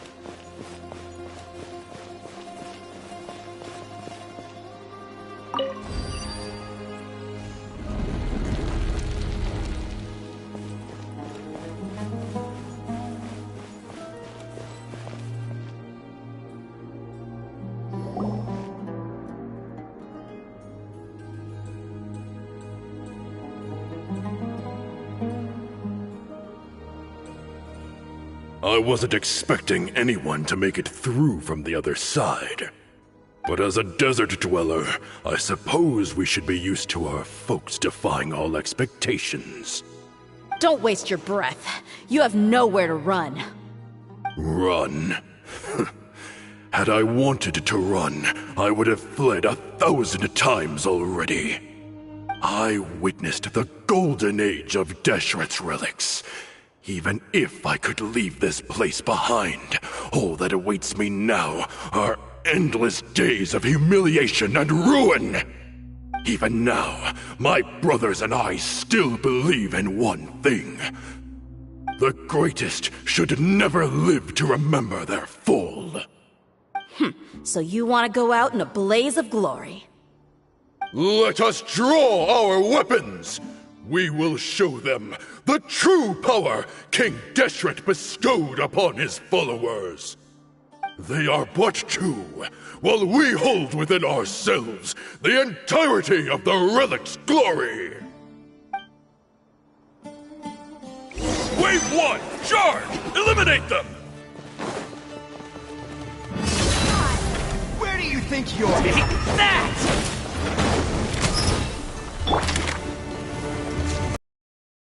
Midnight Phantasmagoria! Propagate!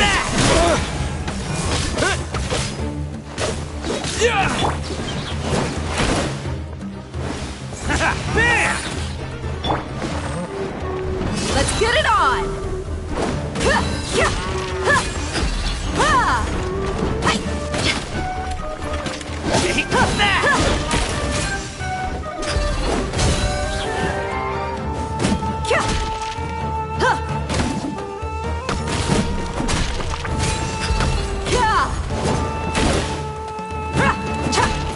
Where do you think you're? Law of the jungle! Buckle up!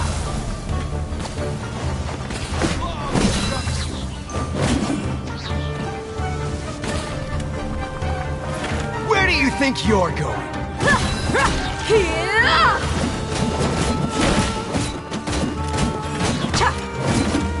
Take that!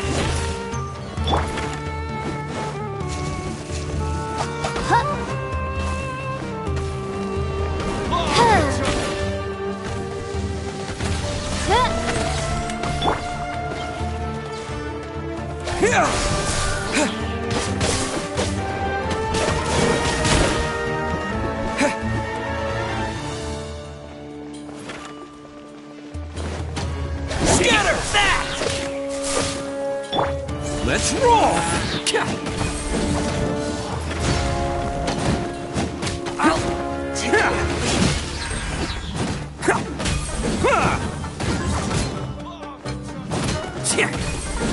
I'll be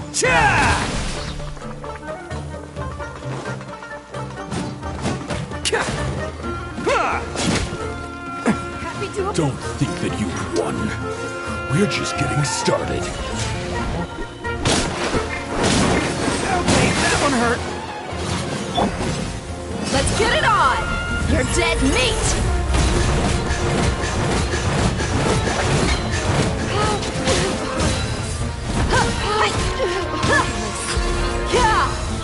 Is that all you've got?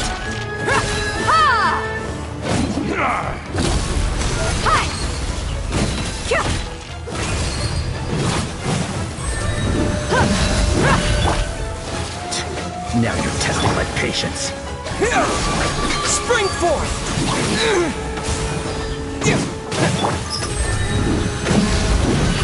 Gotcha. Buckle up!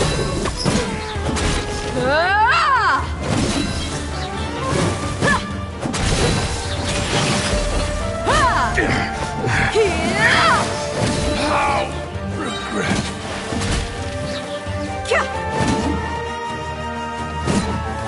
Will King Deshret will not abandon any one of his followers. Come, sever night from... Take Come that! on! Gloves off! Is that all you've got?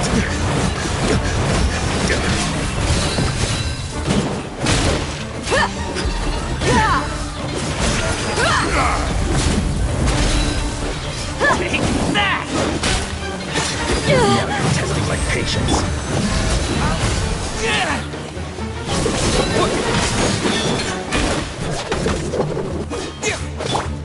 Jumpy Dumpty! Lord of You ain't messing around! Buckle up!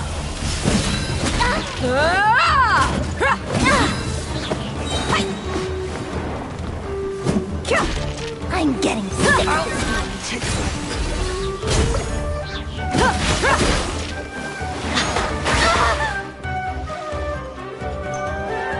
Don't let away!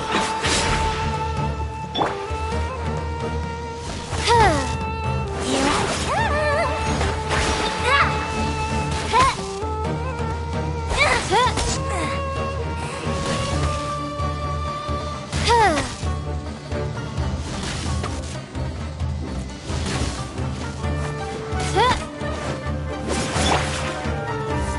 Look alive!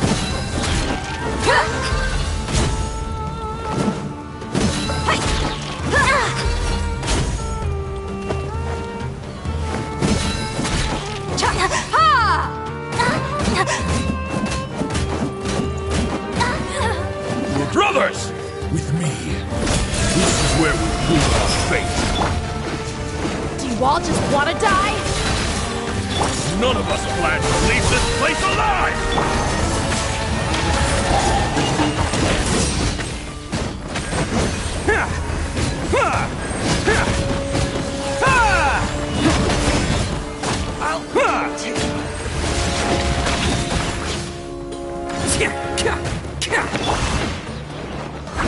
Buckle up! You're dead meat! Lord of Sand, your sacrifice is ready.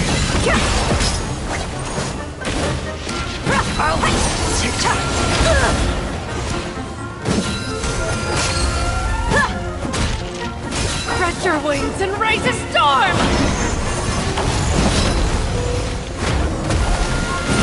Where do you think you're going? Look alive!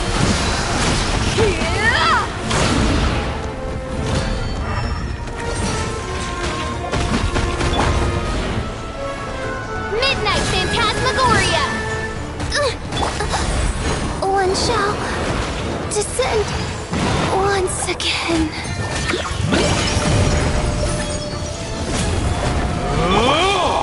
Terminate! Pound it to the ground! Let's get it on!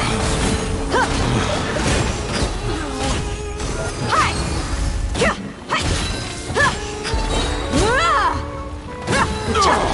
The golden slumber.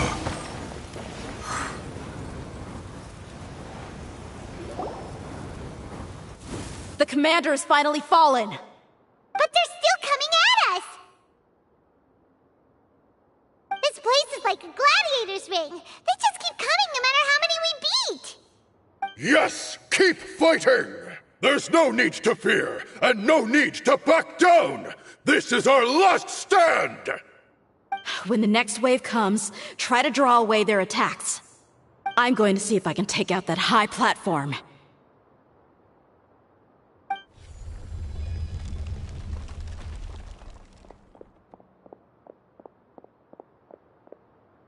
Get out of my way! Come and face me, Michel! So they've broken through the front as well. Apologies, Lord Michal. They fight like absolute madmen! No matter how much we throw at them, they just keep coming for more!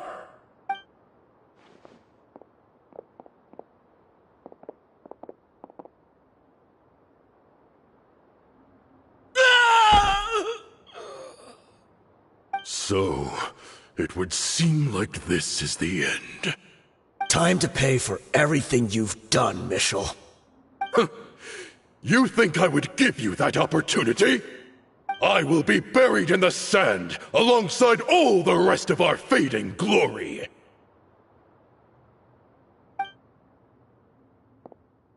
Hey, wait!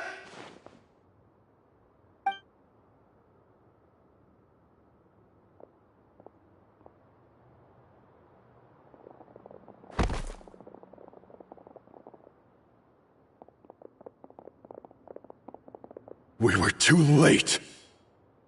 It's over. There's no more need to fight. But if you're still going to cling on to your so-called mercenary's pride, then I'll give you all a good beating as well.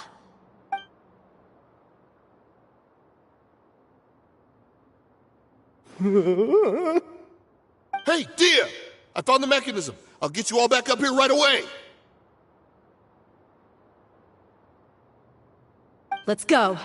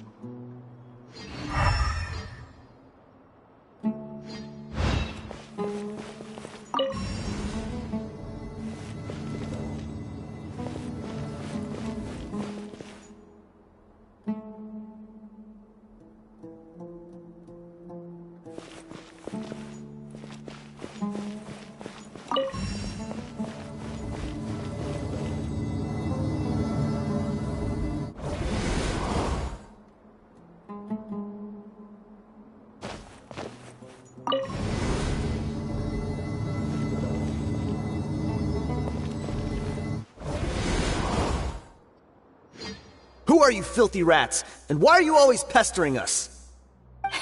You call yourself a member of the infamous Deshret's relics, and you still can't even tell who's made it all the way to your headquarters? Who knows what intent a bunch of rats may have? We try to catch a couple, and you all just show up on the other side instead. How are we supposed to figure out what you're after? Hey, have you ever heard of a man by the name of Kusela?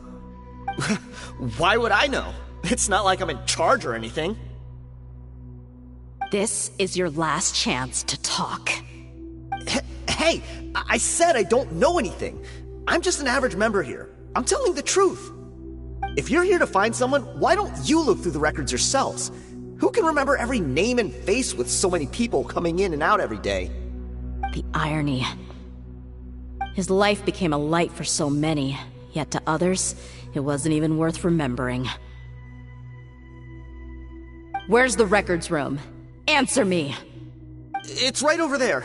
All the files are in there. You can go through them as much as you want. It's not like any of them still matter anyway.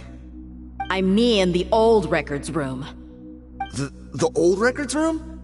You mean the one that got burned down? Kusela. Ah, yeah, I remember him now. The guy who could hardly walk. Watch your mouth. That's our boss you're talking about. He was definitely faking it. We all let our guard down as soon as we saw him come hobbling in. But in the short time it supposedly took him to take a dump, he'd already gotten away and started a fire in the records room. He couldn't have possibly outrun us if he wasn't a fraud. And after that, Deshret's relics fell into complete disarray. Stop wasting our time. Every one of us here is perfectly aware of what he had done. Tell me, where is the old records room? It's just over there. Go see it for yourself if it means that much to you. There's nothing left in there but ashes. No human could ever survive that kind of inferno. Bashar, Tikriti, let's go. We'll leave the others here to guard these guys. Spare them no mercy if they try anything.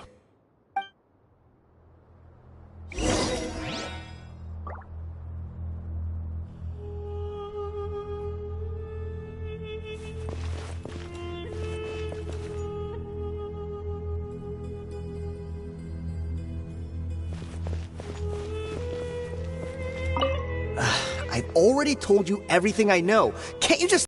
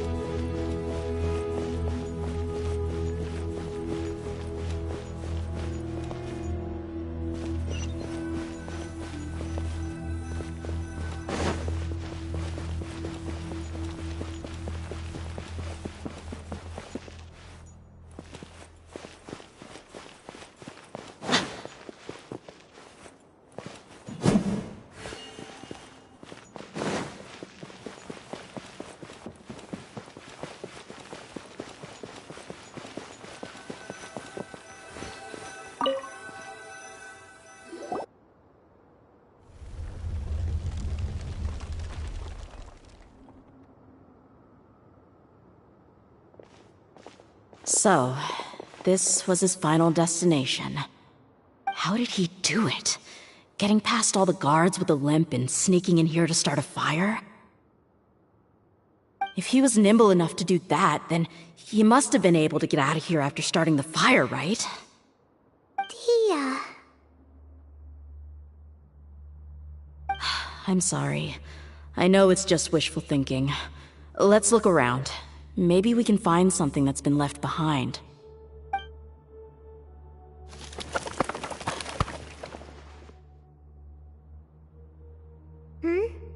Is this a cane? It must be the one that Dehya's father used. Kusela. Thanks for everything, boss. We're fortunate to somehow find that cane after that fire. Let's split up and look around some more. What if something else has been left behind? But what else could survive a fire like that? Huh?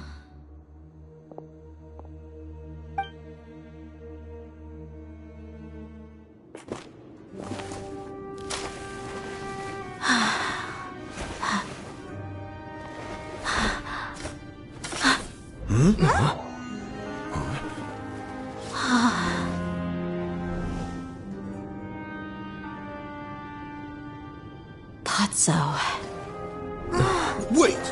Isn't that the toy sword you played with as a child?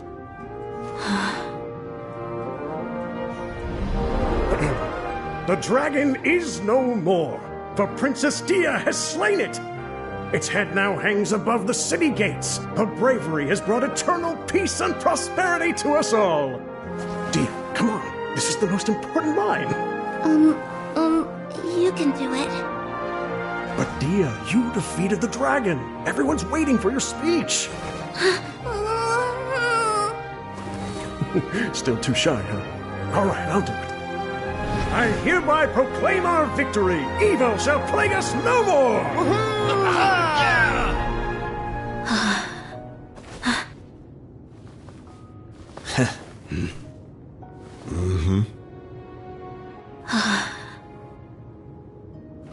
I hereby proclaim our victory.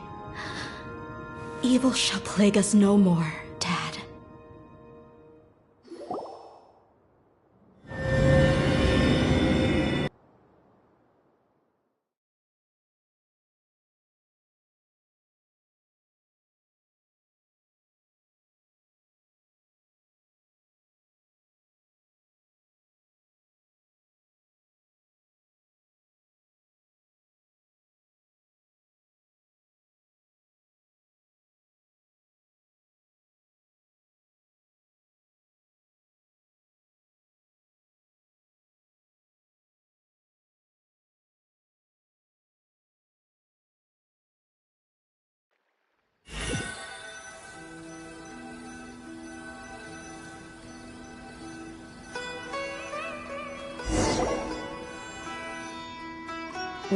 What's this?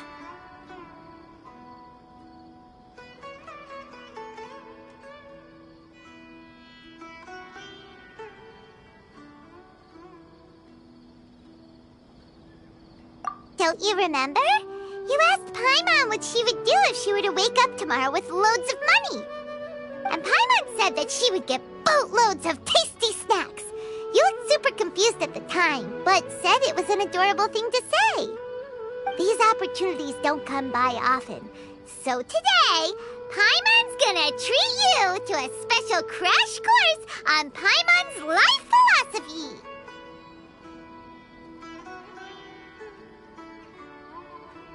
Hey, this way you get something from the both of us for the price of one. Anyway, the point is that you should eat to your heart's content. You'll feel better for sure once you've gotten something in your tummy. Dunyarzad will also be here shortly. She's already heard that we're back. Aw, thanks, you two. Honestly, this is very unlike me. I just had a lot on my mind on our way back, so... My chest was filled with all kinds of intense emotions. They just shook me even more than all the feelings we've shared during our previous adventures. But when everything came to an end, those emotions also vanished without a trace, and I was left feeling more empty than ever before. It was as if I'd lost the thing that was most important to me. Yeah, you're right. To many mercenaries, Mora is the most important thing in the world. But perhaps to us, it's the most worthless thing of all. Idrisi and the others all used to say that they would quit if there was no Mora to be had.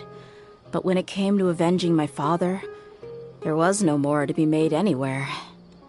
My reality shattered when I found out that the father who always told me hero stories was in fact a bad guy.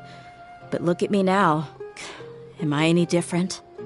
Despite all my promises about never forgiving him and never trying to understand him, I still went to such lengths to find out the truth, and nearly even shed tears for his sake. We're hypocrites, all of us.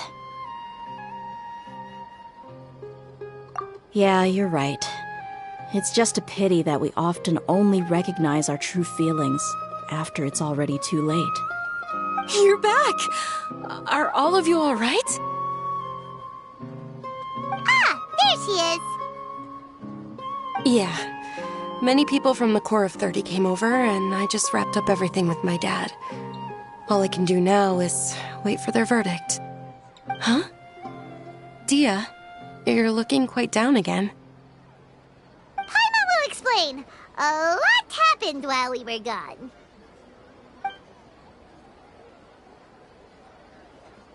I'm sorry. I really should have controlled my emotions better. I just... It's all right, my lady. You were hurt by all of this as well. Truth be told, I'm starting to feel a little guilty watching you cry like this. Dehya, your pain must be even worse. You shouldn't need to comfort me. Hey, don't worry about me. If anything, this whole thing has finally shown me the difference between illusion and reality. My father probably thought that people could settle into new lives as long as they moved to a new environment. That thought has even crossed my mind a few times. It's like saying, what's wrong with adapting to a new life? However, there was always something deep within my mind that refused to accept it. This impulse brought me great turmoil, and even made me feel ashamed for turning my back on your father's kindness. But now that I consider it again, it all makes sense. The desert sands are a part of who I am, and I will never be able to lead a peaceful existence. I understand how you feel. That doesn't mean I won't be making any changes to my life, though. As an example, I'm now thinking about taking on some small odd jobs. It's just like Idrisi said. I also want to catch up to my father and become a character in his play. Even if the ending of the story may be childish and ridiculous, it won't really matter. Isn't that neat, though? Oh, you'll be a whole new kind of mercenary, one that's not out for Mora. Why don't we go for a change of scenery once we finish eating? What about stopping by the Grand Bazaar again? Right. You said you wanted to get a rug for your family. We'll come along too.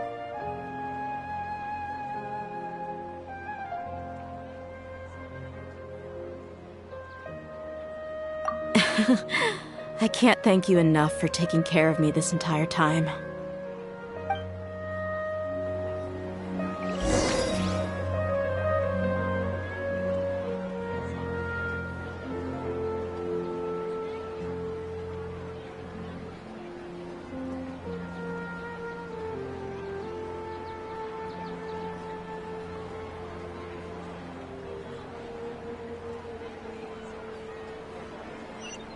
Welcome! I hope you'll have a wonderful day.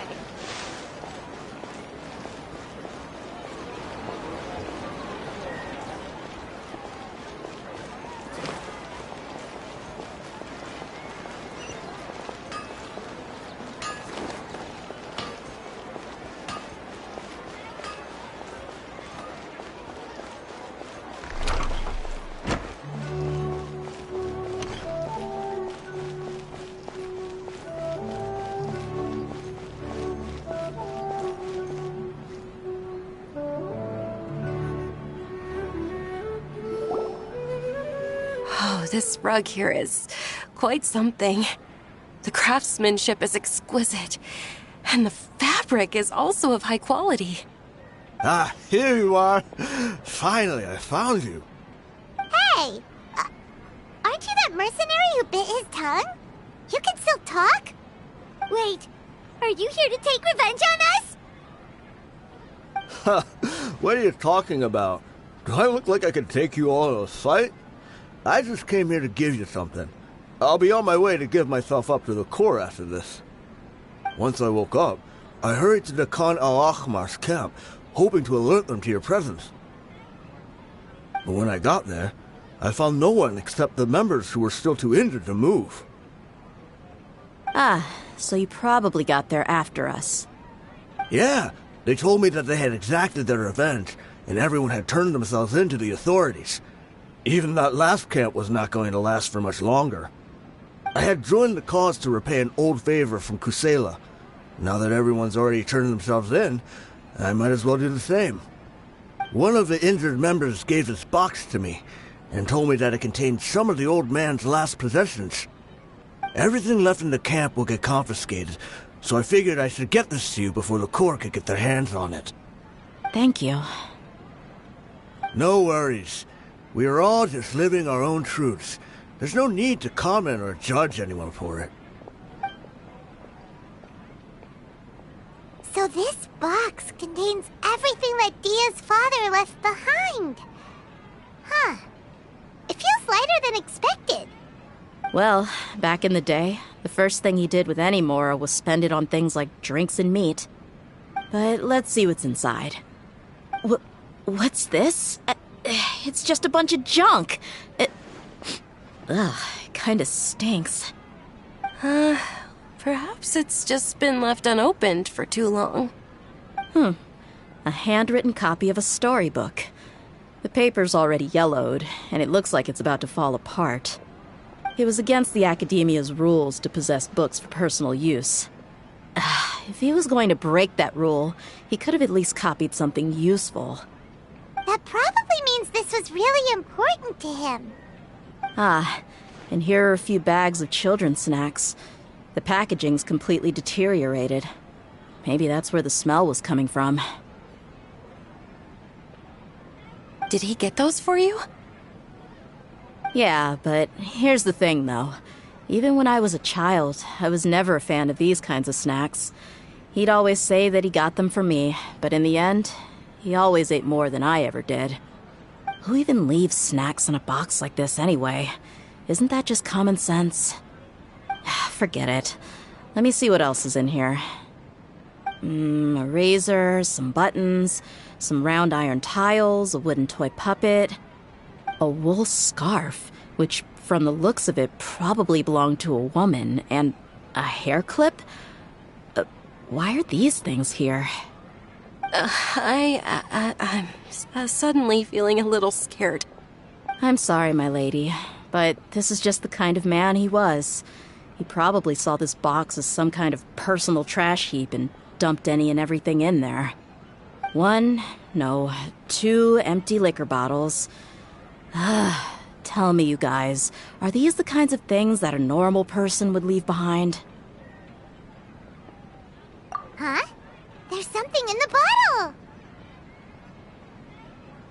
Oh, you're right.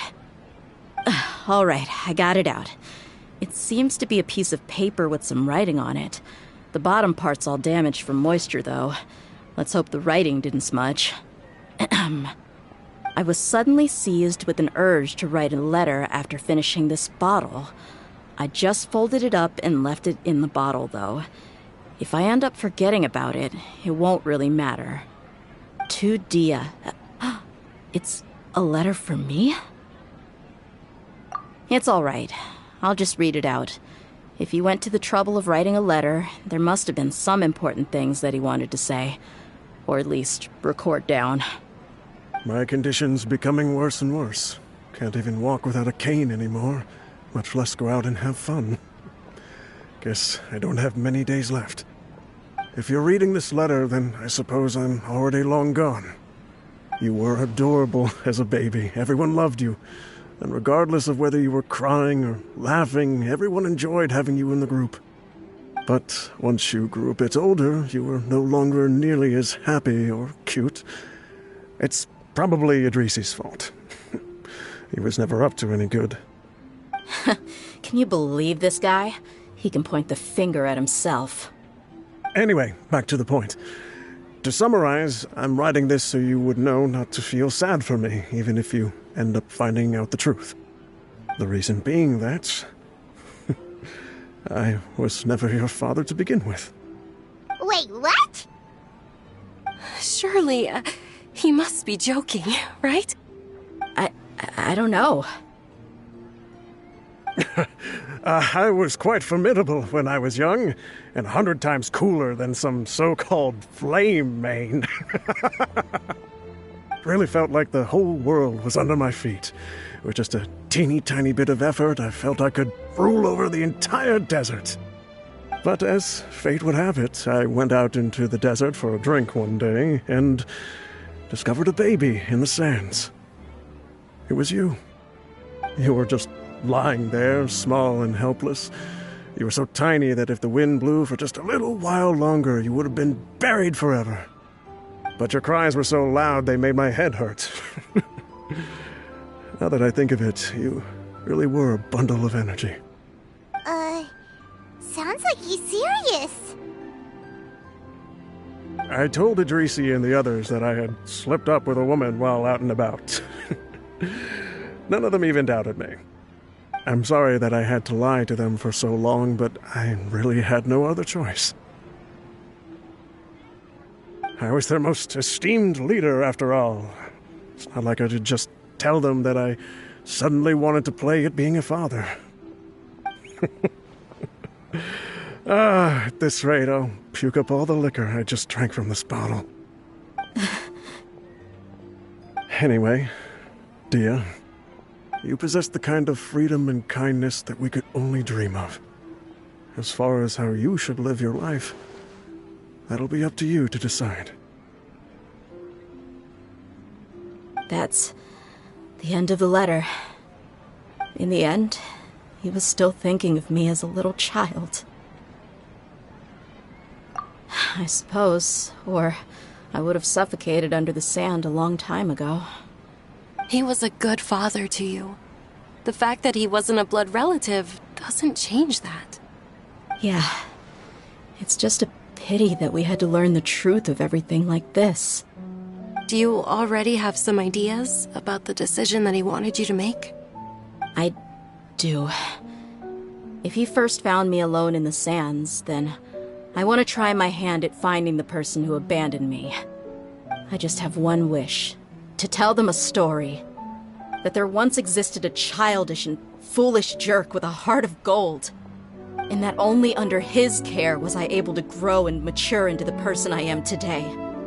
If you end up finding any leads, can you share them with us? We go on adventures all the time. Maybe we'll be able to find some information for you. Sure, I appreciate it. I wasn't expecting you to be so enthusiastic.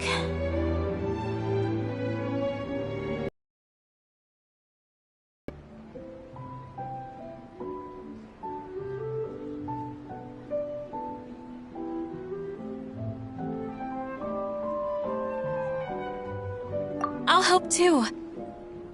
Thank you. All of you. Thank you so much. My life has certainly had its twists and turns, but I've always considered myself lucky. Because no matter where I've gone, I've always been surrounded by incredible kindness.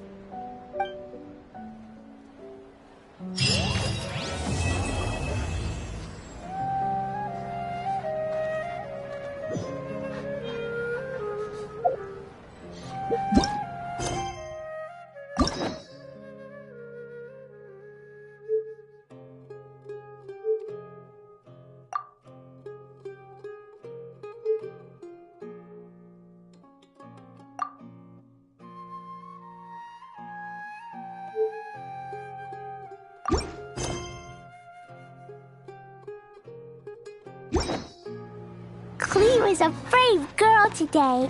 I found a really weird-looking lizard. Want me to show it to you?